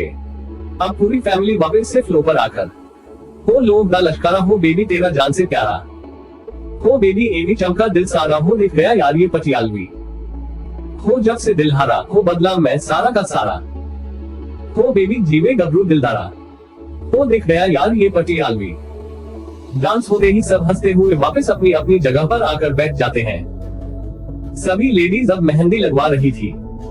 तभी पल्लवी जी एक मेहंदी वाली को कशिश के पास बैठा कर कहती हैं, चलो कशिश बेटा तुम भी मेहंदी लगवा लो। कशिश को ज्यादा शौक तो नहीं था, पर फिर भी वो हमें अपना सिर हिला देती है और वो मेहंदी वाली कशिश को मेहंदी लगाने लगती है। कशिश के कहने पर वो उसे सिर्फ हथेली में ही मेहंदी लगाती है। तभी उसके पास बैठी लड़की जो अरण्या को मेहंदी लगा रही थी वो कहती है, मैम लड़के का नाम। इसी मोमेंट पर कशिश को मेहंदी लगाने वाली भी पूछती है, मैम किसी का नाम लिखना है क्या? कशिश का ध्यान अपने फोन में था तो वो कुछ जवाब नहीं देती। तभी कृति अरण्या और कशिश दोनों के बीच से अपनी गर्दन निकालकर कहती है, तरुण तरुण नाम लिखना है इनके हाथ में। उसकी बात सुनकर मेहंदी वाली स्माइल करते हुए अरण्या के हाथ में नाम लिखने लगती है और वही कशिश को मेहंदी लगाने वाली ने अपना सिर उठाकर ऊपर नहीं देखा था। उसे लगता है कि शायद कशिश ने ही ये नाम बोला है, इसलिए वो बिना कुछ कहे तरुण का नाम लिख देती है और आगे का डिजाइन बनाने लगती है। करीब 10-15 मिनट बाद दोनों ही मेहंदी वाली एक साथ बोलती है, हो गया मैम। उसकी बात सुनकर अरण्या अपने हाथ को देखकर मुस्कुरा देती है और थैंक यू बोलकर अपने रूम की तरफ रेस्ट करने के लिए चली जाती है, क्योंकि काफी देर तक एक ही कंडीशन में बैठकर वो थक चुकी थी। वही कशिश एक नजर अपनी मेहंदी को देखकर वापस हाथ हटा लेती है कि तभी उसकी आंखें बड़ी बड़ी हो जाती हैं और वो अपने हाथ को एक झटके से वापस सामने करके अपनी मेहंदी को देखने लगती है और फिर उस मेहंदी वाली को देखकर उसे पूछती है, ये नाम आपने मेरे हाथ में क्यों लिखा? ये तो दुल्हन के हाथ में लिखना था, मैं दुल्हन थोड़ी ना हूँ। ये सुनकर मेहंदी वाली माफी मांगते हुए कहती है, सॉरी मैम, वो शायद उन्होंने दुल्हन के लिए था और मैंने आपके लिए समझ लिया। I am really very sorry ma'am. वो मेहंदी वाली काफी ज्यादा डर गई थी, क्योंकि अक्सर अमीर लोग छोटी छोटी बातों पर अपने मकर पर चिल्लाने लग जाते हैं। कशिश इट्स ऑफ बोलकर वॉशरूम में चली जाती है अपना हाथ धोने के लिए। वो अपने हाथ को काफी रगड़ रगड़ कर साफ करती है, पर मेहंदी का रंग चढ़ चुका था, इसलिए वो थक हार कर अपने बेड पर आकर बैठ जाती है और किसी को वीडियो कॉल लगाती है। सामने वही दोनों बुजुर्ग जो उस दिन जयपुर में बैठे थे, यानी कि कशिश के दादा दादी। उन दोनों को देखकर कशिश के चेहरे पर प्यारी सी स्माइल आ गई। वो उस मुस्कान को अपने लबों पर सजाए अपनी मीठी आवाज में कहती है, दादू और दद्दू कैसे हैं आप दोनों? ये सुनकर कशिश की दादी मुंह बनाते हुए कहती हैं, ये बिल्कुल भी अच्छी बात नहीं है एंजल। आप अपने दादू को तो कितने प्यार से बुलाती हैं और हमें दादी के बजाय दद्दू। तभी सोफिया पीछे से आकर कहती है, क्योंकि आप हम सब फ्रेंड गैंग की फेवरेट जो हो दद्दू। कभी कभी तो ना मुझे दादू से ही जलन होने लगती है, काश उनसे पहले मैं आपकी लाइफ में आई होती। ये सुनकर गायत्री जी शर्मा जाती है।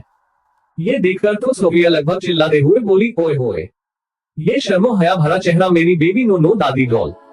मन तो कर रहा है अभी आकर इन चब्बी चीक्स को पिंच कर लूं। इतना बोलकर वो फोन की स्क्रीन को ही पिंच कर लेती है। वही इतनी देर से अपनी बीवी की तारीफ को देखकर अधिराज जी गायत्री जी का सिर अपनी बाहों में छिपा लेते हैं, तो गायत्री जी उनके सीने पर मुक्के मारने लगती है। आपको शर्म नहीं आती इस उम्र में ये सब हरकतें करते हुए, वो भी अपने बच्चों के सामने? ये सुनकर दादाजी मुंह बनाते हुए कहती हैं, चुपचाप बैठी रहिए आप। अगर ये हरकतें ना की होती ना तो अभी ये बच्चे भी नहीं होते। उनकी बात सुनकर कशिश हल्का सा स्माइल करते हुए अपना सिर हिला देती है और सोफिया तो चिल्लाते हुए कहती है, ये बात। दादाजी भले ही एक महाराज थे और बाकी सबके सामने सीरियस रहते थे, लेकिन अपनी फैमिली के सामने वो एक खुश मिजाज इंसान थे। कशिश सोफिया के सिर पर हल्का सा मारते हुए कहती है, तू चुप कर, जिस काम के लिए फोन किया था वो भी भुला देगी। कशिश अपने दादा दादी से कहती है, मैंने आपको एक पिक सेंड की है, जरा देखकर बताओ। तो उसके दादा दादी ऑन कॉल ही वो पिक देखते हैं और उनकी आंखें हल्की नम हो जाती हैं। बचपन से जवानी और जवानी से शादी और बच्चों तक की शादी, सब कुछ उन्होंने एक साथ ही किया था। ये फोटो अविराज जी और शांति जी के डांस की टाइम जो कशिश ने क्लिक करी थी वो थी। कशिश उन दोनों को दिलासा देते हुए कहती है, आप दोनों अब ज्यादा टेंशन मत लीजिए, बस एक बार मेरा काम हो जाए फिर आप सब और बल्कि सभी एक साथ यहाँ रहेंगे। ये सुनकर वो दोनों स्माइल करते हैं। कशिश फोन रखने ही वाली थी कि तभी कनिका वहाँ आकर गुस्से में कशिश के बाल पकड़ लेती है और गुस्से में कहती है, बड़े नानू और नानी, एंजल तो यहाँ आकर बदल चुकी है, पर आप दोनों भी मुझे भूल गए। मैं आपसे कभी बात नहीं करूंगी। इतना बोलकर वो अपना मुंह फेर लेती है।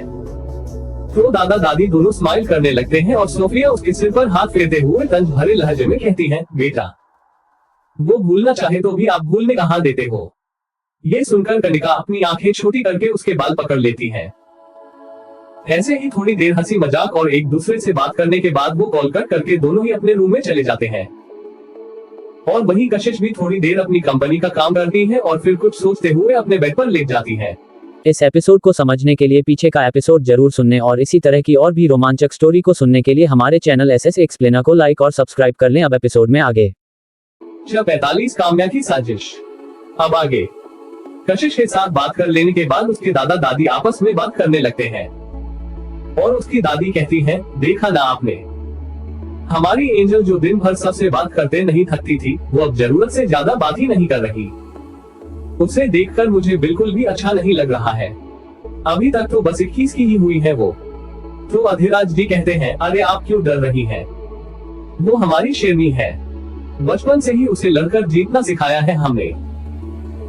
जानती है ना, हम हमेशा से अपने लिए एक पोता चाहते थे, लेकिन उसने अपनी आदतों से, अपने व्यवहार और अपनी निष्ठा से ये साबित कर दिया कि वो हमारे यानी रावत खानदान का खून है और बिना पोते के भी वो हमारी हर जिम्मेदारी निभा सकती है।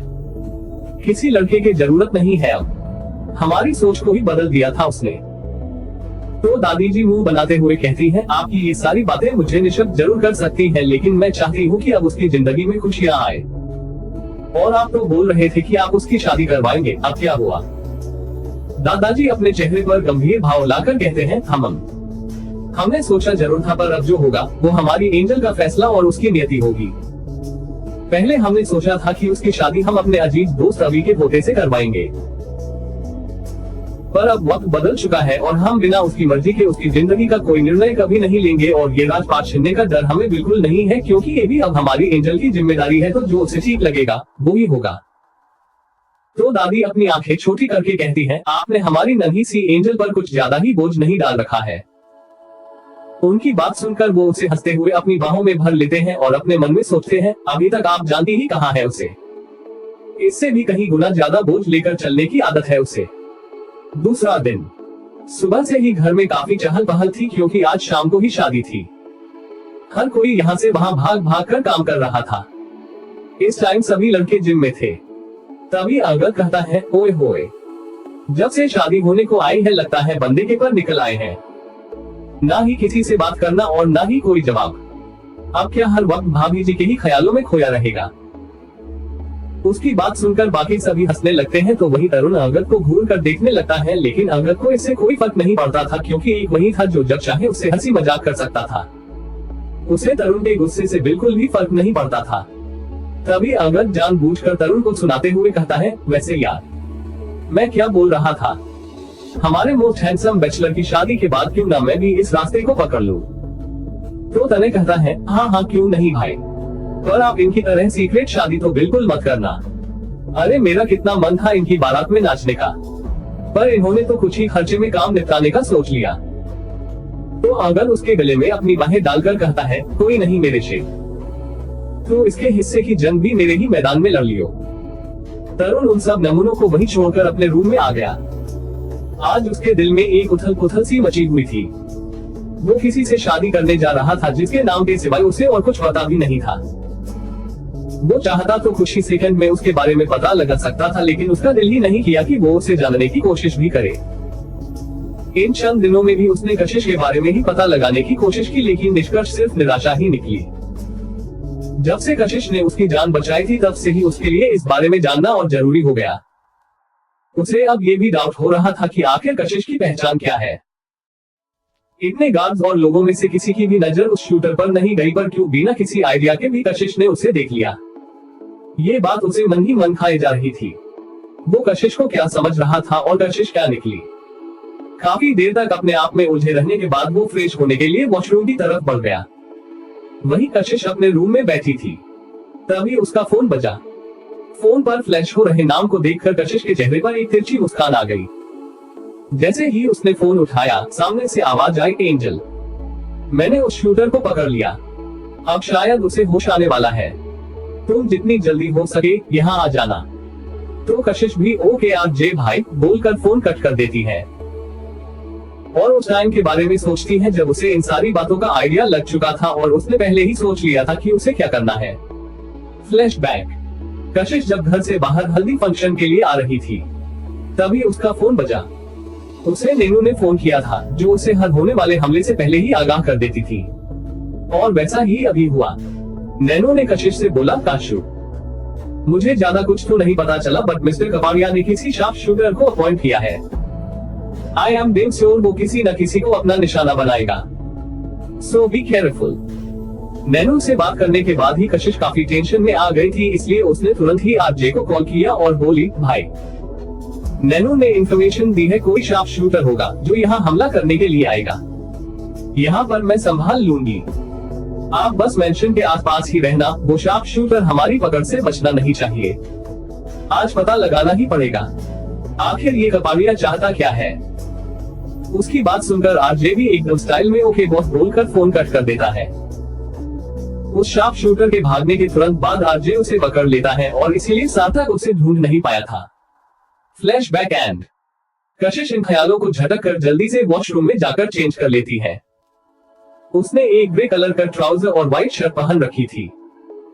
वो जल्दी से ड्रेसिंग के सामने जाकर अपने बालों की एक हाई पोनीटेल बना लेती है। मेकअप की उसे बिल्कुल भी जरूरत नहीं थी और ना ही उसे पसंद था। अपना फोन लेकर सीधा घर से बाहर जाने लगती है। सभी लोग इस वक्त ब्रेकफास्ट कर रहे थे। तभी शांति जी उसे टोकते हुए कहती हैं, कहाँ जा रही हो बेटा, इतनी सुबह सुबह, पहले नाश्ता कर लो। उनकी बात सुनकर वो हामिद से हिलाकर नाश्ता कर लेती है, तो दादी उसे फिर से टोकते हुए कहती है, तुम जा कहाँ रही हो इतनी जल्दी में, ये तो बताओ बेटा। कशिश कुछ कहती उससे पहले ही अमित जी कहते हैं, आज कोई भी घर से बाहर नहीं जाएगा, इसलिए जो कुछ भी चाहिए वो किसी सर्वेंट से मंगवा लो। कशिश फिर से एक कोशिश करते हुए कहती है, पर अंकल, नहीं मतलब नहीं। अमित जी ने अपना आखिरी फैसला सुनाते हुए कहा। सबको उनका बिहेवियर काफी अजीब लगा, पर दादी कशिश से कहती है, बेटा कल इतना बड़ा हादसा हुआ है, तुम भी अब इसी घर में रहती हो तो तुम्हारी जान को कोई खतरा नहीं हो, इसलिए वो इतना परेशान है। एक दिन के लिए मान जाओ ना बेटा। कशिश को उनका इस तरह रिक्वेस्ट करना पसंद नहीं आ रहा था, इसलिए वो हाँ में सिर हिलाकर अपने रूम में चली जाती है। उसके रूम में जाने के बाद अमित जी एक राहत की सांस लेते हुए अपने मन में सोचते हैं, जानता हूँ बेटा, तुम ये पता लगाने के लिए जा रही होगी कि वो सब किसने किया था। मैं भी यही चाहता हूँ कि उसके बारे में पता चल जाए, पर उसके लिए मैं तुम्हारी जिंदगी से खिलवाड़ नहीं कर सकता। अगर तुम्हें कुछ हो जाता या कुछ हो गया तो मैं करण को क्या मुंह दिखाऊंगा। यही सब सोचते हुए वो भी अपने रूम की तरफ बढ़ जाते हैं। वही अरण्या अभी अपने रूम में बैठी थी। उसके दिमाग में एक अजीब सी जद्दोजहद चल रही थी। कुछ था जो उसे अंदर ही अंदर खाए जा रहा था। ज्यादा बात करना उसकी आदत नहीं थी, इसलिए अभी तक वो किसी से भी ज्यादा अटैच नहीं हो पाई थी। तभी काम्या उसका डोर नॉक करती है, तो अरण्या उसे अंदर आने के लिए हामी भर देती है। काम्या अंदर आकर देखती है तो अरण्या अपनी ड्रेस को देख रही थी, जो उसे शाम को पहनना था। ये देखकर उसके हाथों की मुट्ठियां कस गई।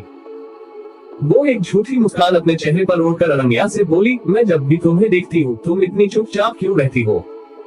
क्या कोई तुम्हें पसंद नहीं करता, या ये शादी तुम्हारे साथ जबरदस्ती करवाई जा रही हो? हालांकि वो ये बात काफी मुश्किल से अपने चेहरे पर अच्छाई का नकाब ओढ़कर बोल रही थी, लेकिन फिर भी उसमें अरण्या के लिए नफरत अरण्या को साफ समझ आ रही थी। अरण्या नासमझी में बोली, जी आप कहना क्या चाहती है?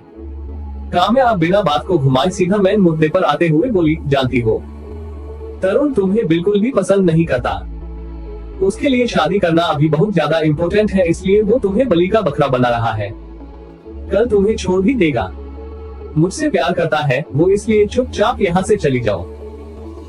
उसकी बात सुनकर अरण्या उसे हैरत भरी नजरों से देखती हुई बोली, ये आप कैसी बातें कर रही है? अगर वो आपको ही पसंद करते हैं तो फिर उन्हें अभी शादी करना जरूरी भी है, तो वो आपसे क्यों नहीं कर रहे?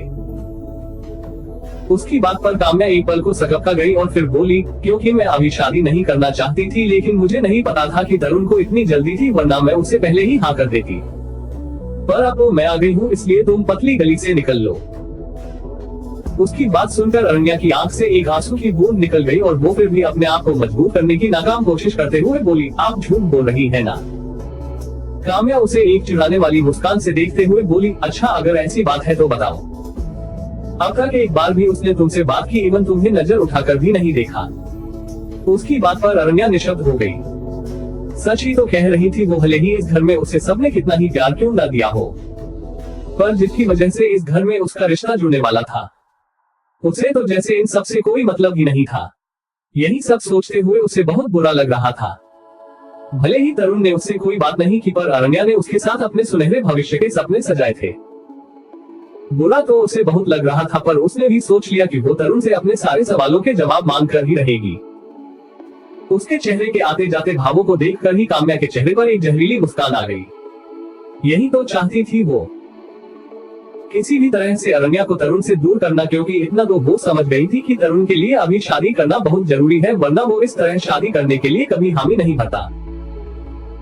इन्हीं ख्यालों के साथ वो अरण्या के रूम से बाहर आ गई और अपने एक उंगली में अपनी बालों की लट को घुमाते हुए खुद से बोली, चिंगारी तो लग चुकी है, बस आग भड़क जाए। और वैसे भी एन मौके पर मेरे अलावा तुम्हें दूसरी दुल्हन कहीं नहीं मिलेगी तरुण, और तुम्हें मुझसे शादी करनी ही पड़ेगी। वहीं अरण्या अपनी ही उलझन में थी। उसने ये सोच तो लिया था, पर तरुण से बात करना तो दूर, उससे नजरें मिलाने में भी उसे कितनी झिझक होती थी, ये वही जानती थी। पर फिर भी अपने आप को दृढ़ करके उसने जैसे ही दरवाजे को खोला, सामने तरुण को खड़ा देखकर उसके चेहरे पर खुशी और हैरानी के भाव आ गए। उसे लगा शायद तरुण उससे बात करने के लिए आया है, पर तरुण की सिर्फ 2 मिनट की बात सुनकर उसका मन किया कि वो फूट फूट कर रोए, पर वो खुद को कमजोर बिल्कुल नहीं करना चाहती थी। देखिए मिस अरण्या, मेरे लिए ये शादी सिर्फ एक समझौता है, और आप मुझसे शादी करने के बाद हर उस चीज की हकदार होंगी जो बहू के लिए हो, पर एक पत्नी की तरह सोचकर मुझसे कोई भी उम्मीद मत करना। इसके आगे ना तरुण ने कुछ बोला और ना ही कुछ सुना। वो चुपचाप रूम से बाहर आ गया। वो ये सारी बातें पहले ही क्लियर कर देना चाहता था, पर शायद काम और कशिश की पहचान की तलाश में वो ये भूल गया। वहीं अरण्या को आज खुद पर तरस आ रहा था, लेकिन उसने भी अपने मन ही मन कुछ ठान लिया था। देखते ही देखते शाम हो गई। अब शादी के मुहूर्त में सिर्फ 2 घंटे ही बचे थे। कशिश अपने रूम में यहाँ से वहाँ चक्कर काट रही थी। वो अपने आप से कहती है, नहीं काशू, ऐसे हाथ पर हाथ धरकर बैठने से कुछ नहीं होने वाला। फिर वो एक नजर दरवाजे से बाहर झांक कर अपनी मुंडी किसी कछुए की तरह यहाँ से वहां घुमाते हुए बाहर देखती है तो सब लोग काफी ज्यादा बिजी थे। ये देखकर कशिश के चेहरे पर मुस्कान आ गई और वो कुछ सोचकर खिड़की की तरफ आकर सीधा वहां से जंप करती है और पाए के सहारे नीचे उतर जाती है और अपने खुद के ही कंधे थपथपाते हुए कहती है, वेरी गुड काशू, अभी यहाँ पर भी गार्ड्स का पहरा हो, उससे पहले ही निकल ले। वो कुछ ही कदम आगे बढ़ाती है कि तभी उसके कदम ठिठक गए। वहां पर ज्यादा तो नहीं पर कम से कम 5-6 गार्ड्स थे। उन्हें देखकर पहले तो कशिश सोच में पड़ गई, पर फिर उसके चेहरे पर एक मिस्टीरियस स्माइल आ गई और वो अपने आप से ही कहती है, कोई नहीं गार्ड्स अंकल, बचपन से ही आपसे ज्यादा गार्ड्स को चकमा देकर भागना काशू के लिए बाएं हाथ का खेल है। उसके पापा उसे इस गेम में नहीं हरा पाए तो आप तो फिर कच्चे खिलाड़ी हो। ये सोचकर उसके चेहरे पर एक शैतानी मुस्कान आ गई। 46 एक इल्जाम। अब आगे कशिश उन गार्ड्स को देखते हुए ही अपने फोन में कुछ करती है और फिर उसके फोन में से अजीब सी कभी कुत्ते की, बिल्ली की, कभी चील की आवाज आ रही थी, जिससे बेचारे गार्ड्स डर गए। वो सब हल्का हल्का डरते हुए एक दूसरे के बहुत नजदीक खड़े हो गए। इसी का फायदा उठाकर कशिश जल्दी से एक पेपर और पेन अपने ट्राउजर की जेब से निकालती है। इन चीजों को वो हमेशा अपने पास रखती थी क्योंकि वो जानती थी कि इसकी उसे कभी भी जरूरत पड़ सकती थी। वो कुछ लिखकर उस चिट को दूसरी डायरेक्शन में फेंक देती है। उन सभी गार्ड्स में से एक हिम्मत करके उस चिट तक जाता है, बाकी सबकी नजरें भी उस पर ही थी। इसी मौके का फायदा उठाकर कशिश दूसरी साइड से दीवार लंघकर बाहर चली जाती है और मून बनाते हुए कहती है, कितने फैक्टू और डरपोक लोग थे। मेरे फर्स्ट और नॉर्मल से आइडिया में ही हार मान गए, वरना मैंने तो और भी बहुत कुछ सोच रखा था। ये सोचकर वो वापस अंदर की साइड नजरें डालती है तो उसकी हंसी छूट गई, क्योंकि उस चिट में लिखा था, मंजुलिका लो टाइम। इतनी सी बात को भी कशिश ने काफी डरावने तरीके से लिखा था कि वो गार्ड्स उस चिट को पढ़कर एक दूसरे को जोर से गले लगाकर खड़े हो गए। भले ही उनका शरीर फौलादी जैसा था, पर उनकी हरकत से वो किसी 5 साल के बच्चे जैसे लग रहे थे। तभी सार्थक वहां आकर जोर से चिल्लाते हुए कहता है, ये कौन सा भरत मिलाप हो रहा है यहाँ पर। तो सभी गार्ड्स अलग हो गए, पर अभी भी वो सब एक दूसरे के बहुत पास खड़े थे। सार्थक दोबारा से चिल्लाकर कहता है, मैंने तुम लोगों को यहाँ ध्यान रखने के लिए बोला है, ना कि रोमांस करने के लिए। उसकी बात सुनकर गार्ड्स को काफी शर्मिंदगी महसूस होती है और उनमें से एक कहता है, सर आप जैसा समझ रहे हैं वैसा नहीं है। एक्चुअली यहाँ पर भूतनी है। ये बात उसने काफी अटकते हुए और यहाँ वहां देखकर बोली थी। बाकी सभी उसकी हाँ में हाँ मिलाने लगते हैं। तो सार्थक चिढ़ते हुए कहता है, जस्ट शट अप, वॉच ये क्या भूतनी लगा रखा है। तो उनमें से एक गार्ड वो चिट सार्थक को पकड़ा देता है। उसे देखकर सार्थक गुस्से उस चिट को फाड़कर उसके मुंह पर फेंकते हुए कहा, बेवकूफ आदमियों, किसी ने ये बेहुदा मजाक किया है, सब कुछ दोबारा से चेक करो। अगर मुझे कोई भी बेवकूफी नजर आई ना तो मैं तुम्हें दोबारा खुद की जिंदगी नजर नहीं आने दूंगा। वो गार्ड्स डरते हुए हमें सर हिला देते हैं और वापस अपनी अपनी जगह पर खड़े हो जाते हैं और सार्थक गुस्से में ब्लडी इडियट्स बोलकर वहां से निकल जाता है। वहीं दूसरी ओर कशिश एक सुनसान जगह पर पहुंच चुकी थी, जहां बस दूर दूर तक एक ही कमरा था। कशिश के वहां जाते ही गेट पर खड़ा गार्ड अपना सिर झुका देता है और कशिश अंदर जाती है, जहां अजय पहले से ही मौजूद था। वो एक चेयर पर बैठा था और उसके सामने वाली चेयर पर वो शार्प शूटर बंधा हुआ था। उसे टॉर्चर बिल्कुल भी नहीं किया गया था, लेकिन उसे पूरे 2 दिन से खाना भी नहीं दिया गया था। वहीं उसी आलीशान से महल के अंधेरे कमरे में वही शख्स सोफे पर सिर टिकाए बैठा था। तभी भैरव उसके पास आकर कहता है, ठाकुर सा, नीलेश कपाड़िया और मिस्टर सिंह असफल रहे। काफी देर के सन्नाटे को चीरती हुई कर्कश आवाज में वो शख्स बोला, गलती की है तो सजा मिलेगी, उड़ा दो। उसके ऐसा बोलते ही भैरव की आंखें असमंजस में भी बड़ी बड़ी हो गई। उसने अटकते हुए ही पूछा, ठाकुर सा, कुछ गलत सुन लिया क्या मैंने? इतना बोलकर वो अपने कान में खुजली करने लगता है। तो ठाकुर अपनी आंखें खोलकर उसे अपनी जलती निगाहों से घूरने लगा। ये देखकर वो डर गया और जो हुकुम ठाकुर साहब बोलकर कमरे से बाहर निकल आया। अपनी उखड़ती सांसों को काबू करते हुए अपने आप से बोला, 25 साल तक जिसने ठाकुर के लिए काम किया, बस एक गलती के कारण उसे सीधा उड़ा दो। अगर किसी दिन मुझसे इनकी पसंदीदा चीज टूट फूट गई तो मुझे भी फांसी तो दे ही देंगे। तभी अंदर से एक गहरी आवाज आई, चीजें टूटने का तो पता नहीं भैरो, अगर हमारा विश्वास टूटा तो बद से बदतर मौत मिलेगी। उसकी बात पर भैरो की आंखें बड़ी हो जाती है। मन में कही गई बात भी सुन ली। निकल ले भैरो। इतना बोलकर वो वहाँ से भाग जाता है और फिर किसी को कॉल करके कहता है, नीलेश कपाड़िया और मिस्टर सिंह को उड़ा दो। और हाँ, शार्प शूटर का क्या हुआ? तो सामने से आवाज आती है, सर पकड़ा गया। तो भैरो बिना किसी भाव के कहता है, कोई बात नहीं, कुछ ही देर में उसकी मौत होनी ही है। अब चाहे पकड़ा जाए या छूट जाए, क्या फर्क पड़ता है? इतना बोलकर वो फोन कट कर देता है और गहरी सांस लेते हुए खुद से कहता है, ठाकुर का काम करने वाले को भी यही सजा मिलती है जो ठाकुर की बात काटने वाले को मिलती है। अगर वो अपने काम में सफल भी हो जाता फिर भी उसकी मौत तो तय थी। वहीं दूसरी ओर कशिश उस शार्प शूटर के ऊपर पानी डालती है। वो लगभग 35 की उम्र का था। वो हड़बड़ाते हुए अपने होश में आता है और बोलता है, प्लीज लीव मी, प्लीज।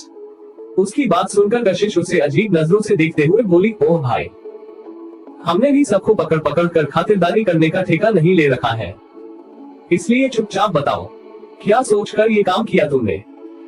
क्या जानते हो उसके बारे में जिस पर गोली चलाई, कौन सी दुश्मनी निकाल रहे थे?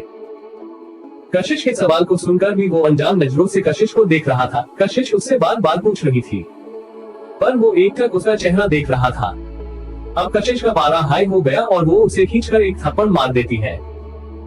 उसके थप्पड़ से जैसे वो होश में आया और बोला, What are you saying, miss? I can't understand.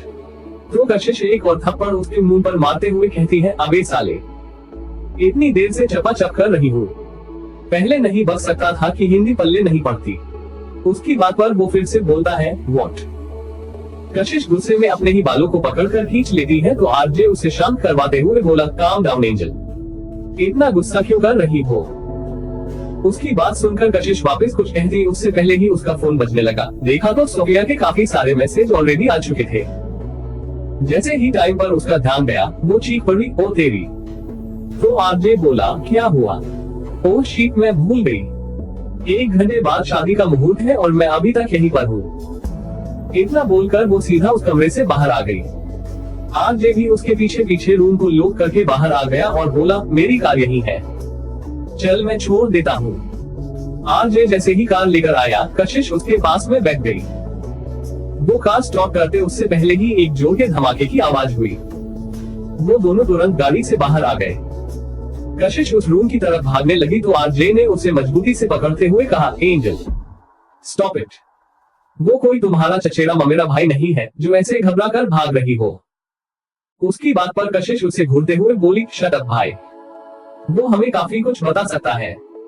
तो आरजे उसे करेक्ट करते हुए बोला, ना ना बेटा, बता सकता है नहीं बता सकता था। फिर अपने सामने की आग की लपटों को देखकर बोला, अब तो वो जलकर भुजिया बन चुका होगा, चलो उसका दाह संस्कार हमें नहीं करना पड़ेगा। वैसे आज पहली बार सोफी को थैंक्स बोलने का मन कर रहा है। अगर वो नहीं होती तो शायद हम भी किसी के ख्वाबों में ही होते। ये बात वो ऊपर देखते हुए बोल रहा था जैसे सच में अभी वो मर ही गया हो। ये सुनकर कशिश चिंते हुए बोली, कृपा करके ये बात सोफी को मत बोलना, वरना वो फूलकर गुब्बारा बन जाएगी कि उसकी वजह से हम ठीक है। ये सुनकर कशिश चिंते हुए बोली, कृपा करके ये बात सोफी को मत बोलना, वरना वो फूलकर गुब्बारा बन जाएगी कि उसकी वजह से हम ठीक है। तो आरजे हाँ में सर हिला देता है। आरजे कहता है, ये उन लोगों का ही प्लेन था। आई थिंक वो जानते थे कि ये पकड़ा जाएगा, इसलिए पहले से ही इसका इंतजाम करके रखा, वो भी इसके खुद के अंदर बॉम्ब फिट करके। कशिश भी एक गहरी सांस लेकर हाँ में सर हिला देती है और फिर वो दोनों वहां से चले जाते हैं। वहीं दूसरी ओर मिस्टर सिंह अभी कपाड़िया विला में आए हुए थे। तो नीलेश बोला, मिस्टर सिंह आप यहाँ क्यों है? आपकी बेटी की शादी हो रही है, अगर आप वहाँ नहीं हुए तो उनको शक हो जाएगा। ये सुनकर मिस्टर सिंह बोलते हैं, हम मैं बस यही बताने आया था कि वो शार्प शूटर अपना काम नहीं कर पाया, और अब वो कहाँ है ये मैं नहीं जानता। तो नीलेश बोला, अब वो हमारे किसी काम का नहीं तो कहीं भी जाए, क्या फर्क पड़ता है? और हाँ, हम ठाकुर साहब से मिलने जा रहे हैं, तो चलो तुम्हें भी साथ में सिंघानिया मेंशन तक छोड़ दे। तो मिस्टर सिंह हाँ में सर हिला देते हैं। कुछ देर बाद नीलेश की गाड़ी एक सुनसान रास्ते से होकर गुजर रही थी। शारदा और मिस्टर सिंह दोनों ही उसके साथ थे। तभी उस कार में ब्लास्ट हो गया और वो कार आग की लपटों में जल रही थी, लेकिन उस सुनसान रास्ते पर और कोई नहीं था, इसलिए कोई उनकी मदद के लिए नहीं आया। वहीं एक आदमी दूर से ही ये नजारा देखते हुए किसी को फोन करके बोला, भैरोसा ठाकुर सा से कहें उनका काम हो गया। तो सामने से भैरो ठीक है बोलकर फोन कट कर देता है और वो आदमी भी मुस्कुराते हुए वहां से चला जाता है। सिंघानिया मेंशन में कशिश खिड़की से वापस अपने रूम में आ गई थी। उसने देखा कि शादी के मुहूर्त में सिर्फ आधा घंटा ही बचा है, अगर वो नीचे नहीं गई तो किसी को शक हो जाएगा। लेकिन फिर कुछ सोचकर वो जैसे ही दरवाजे की तरफ बढ़ी और अपना सिर बाहर निकालकर देखा तो पूरी सिंघानिया फैमिली वहीं खड़ी थी। आज पहली बार कशिश को किसी चीज से घबराहट हो रही थी। उन सभी की नजरों में सवाल थे तो वहीं तरुण की आंखों में गुस्सा था। उसने बड़ी हिम्मत करके पूछा, को कुछ चाहिए क्या आपको? उसके ऐसा पूछते ही साक्षी जी ने आगे आकर एक जोर का थप्पड़ उसके गाल पर मार दिया। कशिश ने अपने हाथों की इतनी कसकर मुठ्ठियां बनाई कि उसके नाखून उसको ही चुभ गए। आज तक उससे किसी ने ऊंची आवाज में बात तक नहीं की थी और यहाँ उस पर किसी ने हाथ उठा दिया।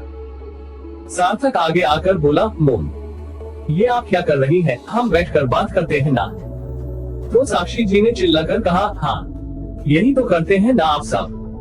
इस कल की आई लड़की को बिना किसी जान पहचान के आपने घर पर रख लिया। अब इतना ऐशो आराम आज से पहले कहीं मिला नहीं, इसलिए ऐसी ओछी हरकत की ना इसने असली रंग दिखा दिया और अभी भी तुम्हें बैठकर बात करने की पड़ी है। कशिश को समझ नहीं आ रहा था आखिर इतनी सी देर में ऐसा क्या हो गया जो सब उसे इतने गुस्से में देख रहे हैं। उसने फिर से एक कोशिश करते हुए कहा, पर आंटी मैंने किया क्या है आप बताएंगी मुझे? साक्षी जी उस पर फिर से हाथ उठाने ही वाली थी कि तभी अमित जी चिल्लाकर कहते हैं, बस। उनके चिल्लाने से साक्षी जी एक नफरत भरी नजर कशिश पर डालकर पीछे हट गई। तो अमित जी कहते हैं, हम बैठकर बात करते हैं। इतना बोलकर सभी लोग रूम के अंदर आ जाते हैं और राहुल आगे आकर सीसीटीवी फुटेज दिखाता है जिसमें बैकयार्ड का सीन चल रहा था, जिसमें पहले कशिश घर से बाहर गई थी। ये देखकर कशिश के चेहरे के भाव बिल्कुल भी नहीं बदले, क्योंकि वो जानती थी कि वो घर से बाहर गई थी और इसमें उसने कोई गलत काम नहीं किया। कशिश के निकलने के जस्ट बाद अरण्या भी चुपके से उस दीवार से कूदकर वहां से भाग गई। ये देखकर कशिश की आंखें हैरानी से बड़ी हो गई। उसे समझ नहीं आया कि ये क्या हुआ। तभी केतन एक चिट पेपर लेकर आया और उसे कशिश के आगे कर दिया, जिसमें लिखा था, आप सभी ने मुझे बहुत प्यार दिया और मैं खुश थी इस शादी से, लेकिन शायद किसी को मेरी ये खुशी रास नहीं आई और वो थी कशिश। वो बार बार मुझे यहाँ से चले जाने का बोल रही थी कि तरुण जी पर उसका ही हक है, लेकिन तब भी मैं नहीं मानी तो उसने मुझे जान से मारने की धमकी दी। इसीलिए मुझे जाना होगा, प्लीज हो सके तो मुझे माफ कर देना। अरण्या। इसे पढ़कर तो उसे कुछ समझ नहीं आया कि वो अब क्या रिएक्ट करे। वो हैरानी से बार बार उस चिट को देख रही थी। उसने सफाई देनी चाहिए, उससे पहले ही तरुण जबरदस्ती उसे खींचकर अरण्या के रूम में लेकर आ गया और गरजते हुए बोला, इतना ही शौक है ना किसी को शादी से भगाने का? और क्या कहा था, मैं तुम्हारा हूँ? तो फिर ठीक है, 5 मिनट में अगर तुम शादी के लिए तैयार नहीं हुई तो फिर मैं खुद तुम्हें तैयार करके लेकर जाऊंगा। इतना बोलकर वो अपना सिर टेढ़ा करके एक नजर उसे देखकर रूम से बाहर चला गया और कशिश तो अभी तक बुत बने खड़ी थी। तरुण नीचे जाकर मंडप में बैठ चुका था। अमित जी गुस्से में कहते हैं, ये सब क्या है तरुण? अब तुम किससे शादी कर रहे हो? तरुण बिना उनकी तरफ देखे ही कहता है, उसी से जिसे मुझसे शादी करने का शौक आ रहा था। काम्या तो शॉक्ड हो गई ये सब सुनकर। क्या सोचा था उसने और क्या हो गया? उसकी पूरी बाजी ही पलट गई। फ्लैशबैक। 47 unexpected marriage. आगे फ्लैशबैक। तरुण के ये कहने के बाद कि वो इस रिश्ते को सिर्फ अपने परिवार के खातिर निभाना चाहता है, अरण्या की सारी उम्मीदें ही टूट गई। उसने अपने मन में सोचा कि अब वो इस जबरदस्ती के रिश्ते को बंधने से पहले ही खत्म कर देगी। उसने अपना सामान बांधा, ज्यादा कुछ नहीं था पर कुछ कपड़े थे। उसने सोच लिया कि अब वो अपनी जिंदगी की एक नई शुरुआत करेगी, जहां उस पर कोई पाबंदी नहीं होगी। काम्या जो छुप छुप कर उसकी हर हरकत पर नजर बनाए हुई थी, वो टेरेस पर चली गई ये देखने के लिए कि वो कब भागेगी। लेकिन उससे पहले ही उसकी नजर चोरी छिपे घर से बाहर जाती कशिश पर पड़ी और उसके कुछ ही देर बाद निकलती अरण्या पर पड़ी। काम्या के हाथ हुकुम का इक्का लग चुका था। उसने सोच लिया कि अब वो अरण्या के भागने का इल्जाम कशिश पर डाल देंगी और यही सब सोचते हुए उसने एक पेपर पर वो सब लिख दिया कशिश के खिलाफ जो उसने अरण्या से कहा था। और हुआ भी ऐसा ही। जब सबको अरण्या के भागने का पता चला तो सबसे पहला ख्याल सीसीटीवी की था। सीसीटीवी फुटेज से सबको कशिश पर शक हुआ, लेकिन काम्या के उस झूठे चिट ने उस शक को भी यकीन में बदल दिया। तरुण को गुस्सा इस बात पर नहीं आ रहा था कि अरण्या भाग गई, बल्कि ये सोच कर आ रहा था कि उसने अभी कशिश को दूसरों से अलग समझना शुरू किया था कि तभी कशिश की इस हरकत ने फिर से एक नफरत उसके मन कशिश के लिए से भर चुकी थी कि वो पैसों के लिए उसको खुद से जोड़ रही है, क्योंकि प्यार तो वो उससे नहीं करती थी। और इसी गुस्से में जब वो कशिश के रूम में पहुंचा तो कशिश को वहां ना पाकर तो अब किसी झूठे इल्जाम की कोई गुंजाइश ही नहीं थी। फिर वो वहीं खड़ा रहकर उसका वेट करने लगा और तब तक पूरी फैमिली भी वहां आ गई थी। फ्लैशबैक एंड काम्या का ध्यान पंडित जी की आवाज से टूटा। वधू को बुलाए। अभी तक कशिश को ना आया देखकर तरुण की आंखें फिर से गुस्से में लाल होने लगी थी। सब समझ चुके थे कि तरुण ने जो ठान लिया है अब वो करके रहेगा। उसे गुस्से में देख पल्लवी जी कहती हैं, मैं कशिश को लेकर आती हूँ। तभी साक्षी जी चिल्ला कर कहती हैं, आप सब पागल हो गए हैं। अगर अभी इसी वक्त तरुण का शादी करना जरूरी है तो काम्या यही है। वो तो तरुण को पसंद भी करती है। फिर उस 2 टके की लड़की में ऐसा क्या रखा है? ये सुनकर तरुण की कर्कश आवाज आई, मैंने एक बार कह दिया कि उसे बुला कर लाओ। उसकी कपकपाने वाली आवाज सुनकर पल्लवी जी जल्दी से उस रूम की तरफ चली जाती है। काम्या को आखिरी उम्मीद भी टूट गई। रूम में कशिश अभी भी बुत बने खड़ी थी। वो क्या करे क्या ना, उसकी समझ से बाहर था। तभी पल्लवी जी उसके रूम में आकर कहती है, बेटा मुझे नहीं पता कि जो कुछ भी सब कह रहे हैं वो सच है या नहीं, लेकिन प्लीज अगर तुम मुझे जरा सा भी मानती हो तो शादी कर लो। इतना बोलकर वो अपने हाथ जोड़ देती है। कशिश को उनका ऐसा करना बिल्कुल पसंद नहीं आया। वो कुछ सोचकर अपना सिर हाँ में हिला देती है। पल्लवी जी मुस्कुराकर चली जाती है। थोड़ी देर में कशिश राजस्थानी लिबास की लाल पोशाक में किसी रजवाड़े की मालकिन लग रही थी। वो गहरे लाल रंग में एक नायाब नूर लग रही थी। पल्लवी जी एक ब्यूटिशियन के साथ अंदर आती हैं और वो कशिश का लाइक मेकअप कर देती है, क्योंकि इससे ज्यादा ना कशिश को पसंद था और ना ही उसे जरूरत थी। मेकअप करके वो लड़की बाहर चली जाती है और पल्लवी जी कशिश को राजस्थानी गहने पहनाना शुरू करती है। गले में एक नौलख हार, हाथों में बाजूमल, बाजुओं में पहना जाने वाला आभूषण, कमर में सोने का कमरबंद, सिर पर रखड़ी, पैरों में बड़ी बड़ी पायल और भी कई सारे गहने। जब कशिश अपना सिर उठाकर खुद को आईने में देखती है तो उसे यकीन नहीं होता कि ये वो खुद है। एक तो उसकी सुंदरता और ऊपर से वो राजस्थानी लिबास। उसकी आंखें भी हल्की नम हो गई। शादी के बारे में उसने कभी सोचा नहीं था, पर उसे नहीं पता था कि जब उसकी शादी होगी उसकी फैमिली उसके पास नहीं होगी। उसने जल्दी ही अपनी नमी को छुपा भी लिया। पल्लवी जी ने उसके चेहरे पर घूंघट डाल दिया, क्योंकि ये राजस्थानी संस्कृति का रिवाज था। वो उसे अपने साथ सीढ़ियों से नीचे लेकर आए। सबका ध्यान उसी की तरफ था। काम्या ने उसे देखकर अपने हाथ की मुट्ठी भींच ली। उसे देखकर अमित जी ने अपने मन में सोचा, मैं हमेशा चाहता था करण कि तुम्हारी बेटी मेरी बहू बने, पर ऐसे इसकी मैंने कल्पना भी नहीं की थी। बाकी सभी लेडीज भी राजस्थानी पोशाक और जेवरात में थी। सीढ़ियों से उतर रही कशिश के पैरों के पायल की खनक ने तरुण का ध्यान भी खींचा, पर कुछ पल देखने के बाद उसने नजरें हटा ली। तरुण भी गोल्डन शेरवानी में एक शाही राजकुमार लग रहा था। कशिश को तरुण के जस्ट पास में बिठाया गया। शादी के फेरे शुरू हो चुके थे। वहीं टेरेस पर सोफिया कन्नू को अपने पास लेकर खड़ी थी और बोली, अब तो चुप हो जा मेरी माँ, शादी हो रही है नीचे, चल देखने चलते हैं, तेरी वजह से मैं भी नहीं देख पा रही। तो कनिका अपना सिर नाम में हिलाते हुए रोने लग जाती है और कहती है, नहीं मुझे मम्मा के पास जाना है। तो सोफिया चिढ़ते हुए कहती है, यार बचपन से लेकर अब तक 1 मिनट भी तूने एंजल को नहीं छोड़ा, फिर आज अचानक मम्मी की याद क्यों आ रही है? फिर थोड़ा रुककर, अच्छा ठीक है मैं एंजल को बोलूंगी, वो बुला देंगी उनको, अभी नीचे चले। तो कनिका भी हाँ में गर्दन हिला देती है। नीचे क्या कुछ हो चुका था इसकी सोफिया को अब तक कोई खबर नहीं थी। कशिश के घर से बाहर जाने के थोड़ी देर बाद ही कनिका का रोना शुरू हो चुका था और उसे चुप करवाने के लिए सोफिया उसे अपने साथ ऊपर लाई थी। नीचे जाकर वो देखती है फेरे हो चुके थे। अब पंडित जी मंत्र बोल रहे थे और तरुण और कशिश दोनों बैठे थे। कशिश के फेस पर घूंघट होने के कारण वो उसे नहीं देख पाई थी। वो अपने आप से कहती है, ये एंजल अभी तक क्यों नहीं आई? अगर किसी ने उसके बारे में पूछा तो मैं क्या जवाब दूंगी। तभी पंडित जी सिंदूरदान की रस्म करवाते हैं। सोफिया उन दोनों के बैक साइड में खड़ी थी, इसलिए अभी भी उसे कशिश का चेहरा नहीं दिखा। वहीं तरुण जब कशिश की मांग में सिंदूर भरता है तो उसकी आंखें स्वतः बंद हो गई और कुछ सिंदूर उसकी नाक पर गिर गया, जिसे देखकर पल्लवी जी और शांति जी के चेहरे पर मुस्कान आ गई। फिर तरुण ने उसे मंगलसूत्र पहना दिया। कुछ ही देर में पंडित जी की आवाज आई, विवाह संपन्न हुआ। आज से आप दोनों पति पत्नी। अब अपने बड़ों के आशीर्वाद ले लीजिए। सब उन पर फूल छिड़क ही रहे थे और वहीं सोफिया तो पूरी थाली अपने हाथ में पकड़े फूल बरसा रही थी। कशिश और तरुण सबसे पहले दादा दादी का आशीर्वाद लेते हैं। वो दोनों सुखी रहो और खूब तरक्की करो का आशीर्वाद देते हैं। फिर दोनों अमित जी और पल्लवी जी का आशीर्वाद लेते हैं।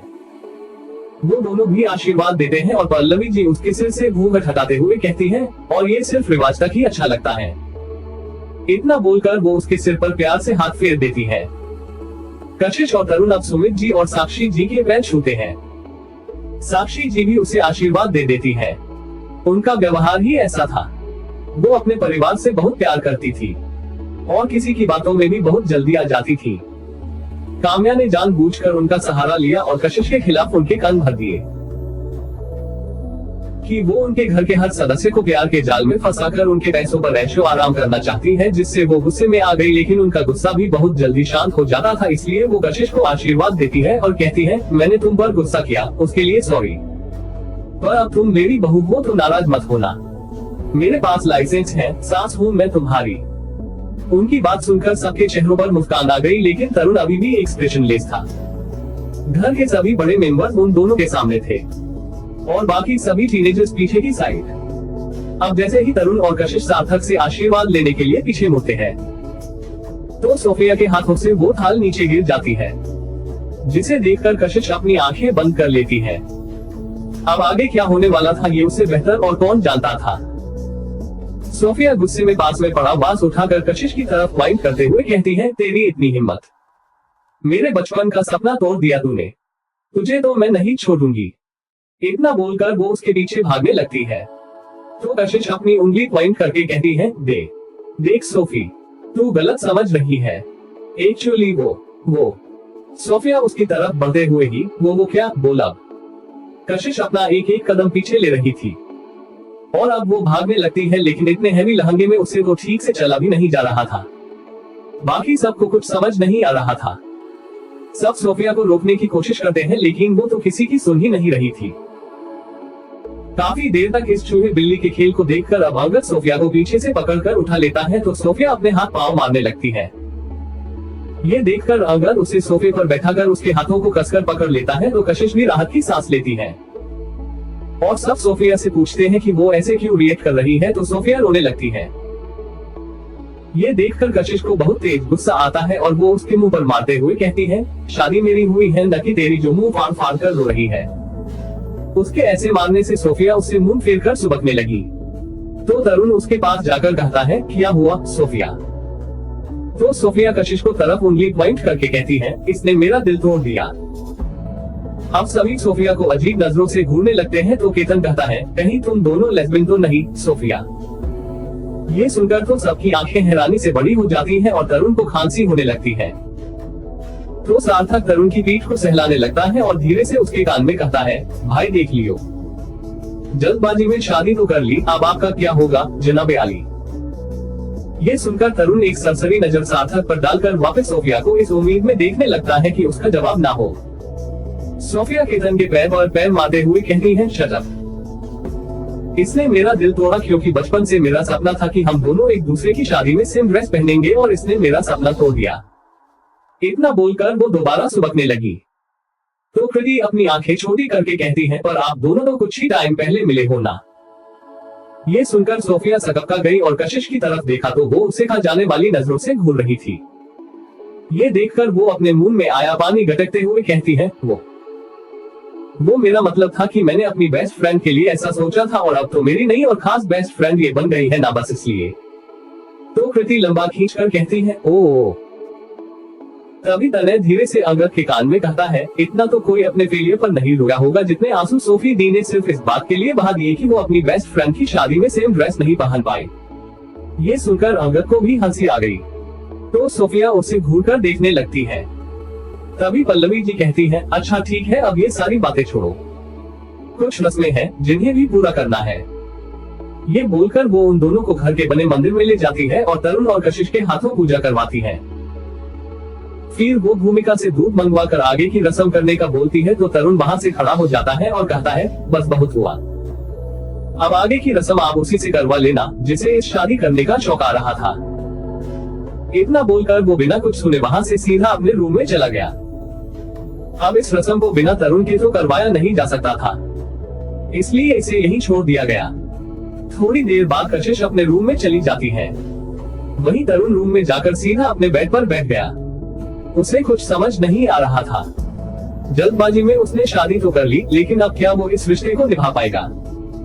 यही सब सोचते हुए इसका सिर दर्द से फटने लगा था। इसलिए वो ड्रॉवर से एक टैबलेट निकालता है, लेकिन तभी उसका ध्यान पास में पड़े एक चिट पर गया। तरुण के रूम में आने की इजाजत किसी को भी नहीं थी, लेकिन फिर ये चिट कहां से आया? उसने चिट पेपर को खोलकर देखा तो उसकी आंखें फटी की फटी रह गई। तरुण जी, आप इस रिश्ते को नहीं निभाना चाहते, लेकिन मेरे लिए शादी जिंदगी का एक बहुत ही बड़ा फैसला है। बिना सोचे समझे ये फैसला लेकर मैं अपनी जिंदगी बिल्कुल भी बर्बाद नहीं करना चाहती। इसलिए मैं अपनी जिंदगी में आजादी चाहती हूँ, ना किसी के फोर्स करने से और ना ही किसी की गुजारिश पर। मैं इस रिश्ते को जुड़ने से पहले खत्म करना चाहती हूँ। अरण्या। ये लेटर पढ़कर तरुण का दिमाग पूरी तरह से घूम गया। उसने मन ही मन सोचा, अगर ये लेटर अरण्या का है तो फिर वो, इसका मतलब कशिश ने कुछ नहीं किया। पर सीसीटीवी, ये याद आते ही उसने जल्दी से अपना फोन निकाला। इसमें भी वो वीडियो था। स्लो मोशन में देखने पर उसे पता चला कि कशिश और अरण्या दोनों ही अलग अलग डायरेक्शन में गई थी। आगे स्टोरी और भी इंटरेस्टिंग है, आपको बहुत मजा आने वाला है, तो इसका नेक्स्ट एपिसोड देखना बिल्कुल ना भूले और चैनल को अपने प्यारे प्यारे हाथों से लाइक और सब्सक्राइब कर लें और अपने दोस्तों को शेयर करना बिल्कुल ना भूले और अपना प्यार भरा कमेंट जरूर करें और दोस्तों कम से कम 200 लाइक का टारगेट पूरा कर दे। मिलते हैं नेक्स्ट एपिसोड में।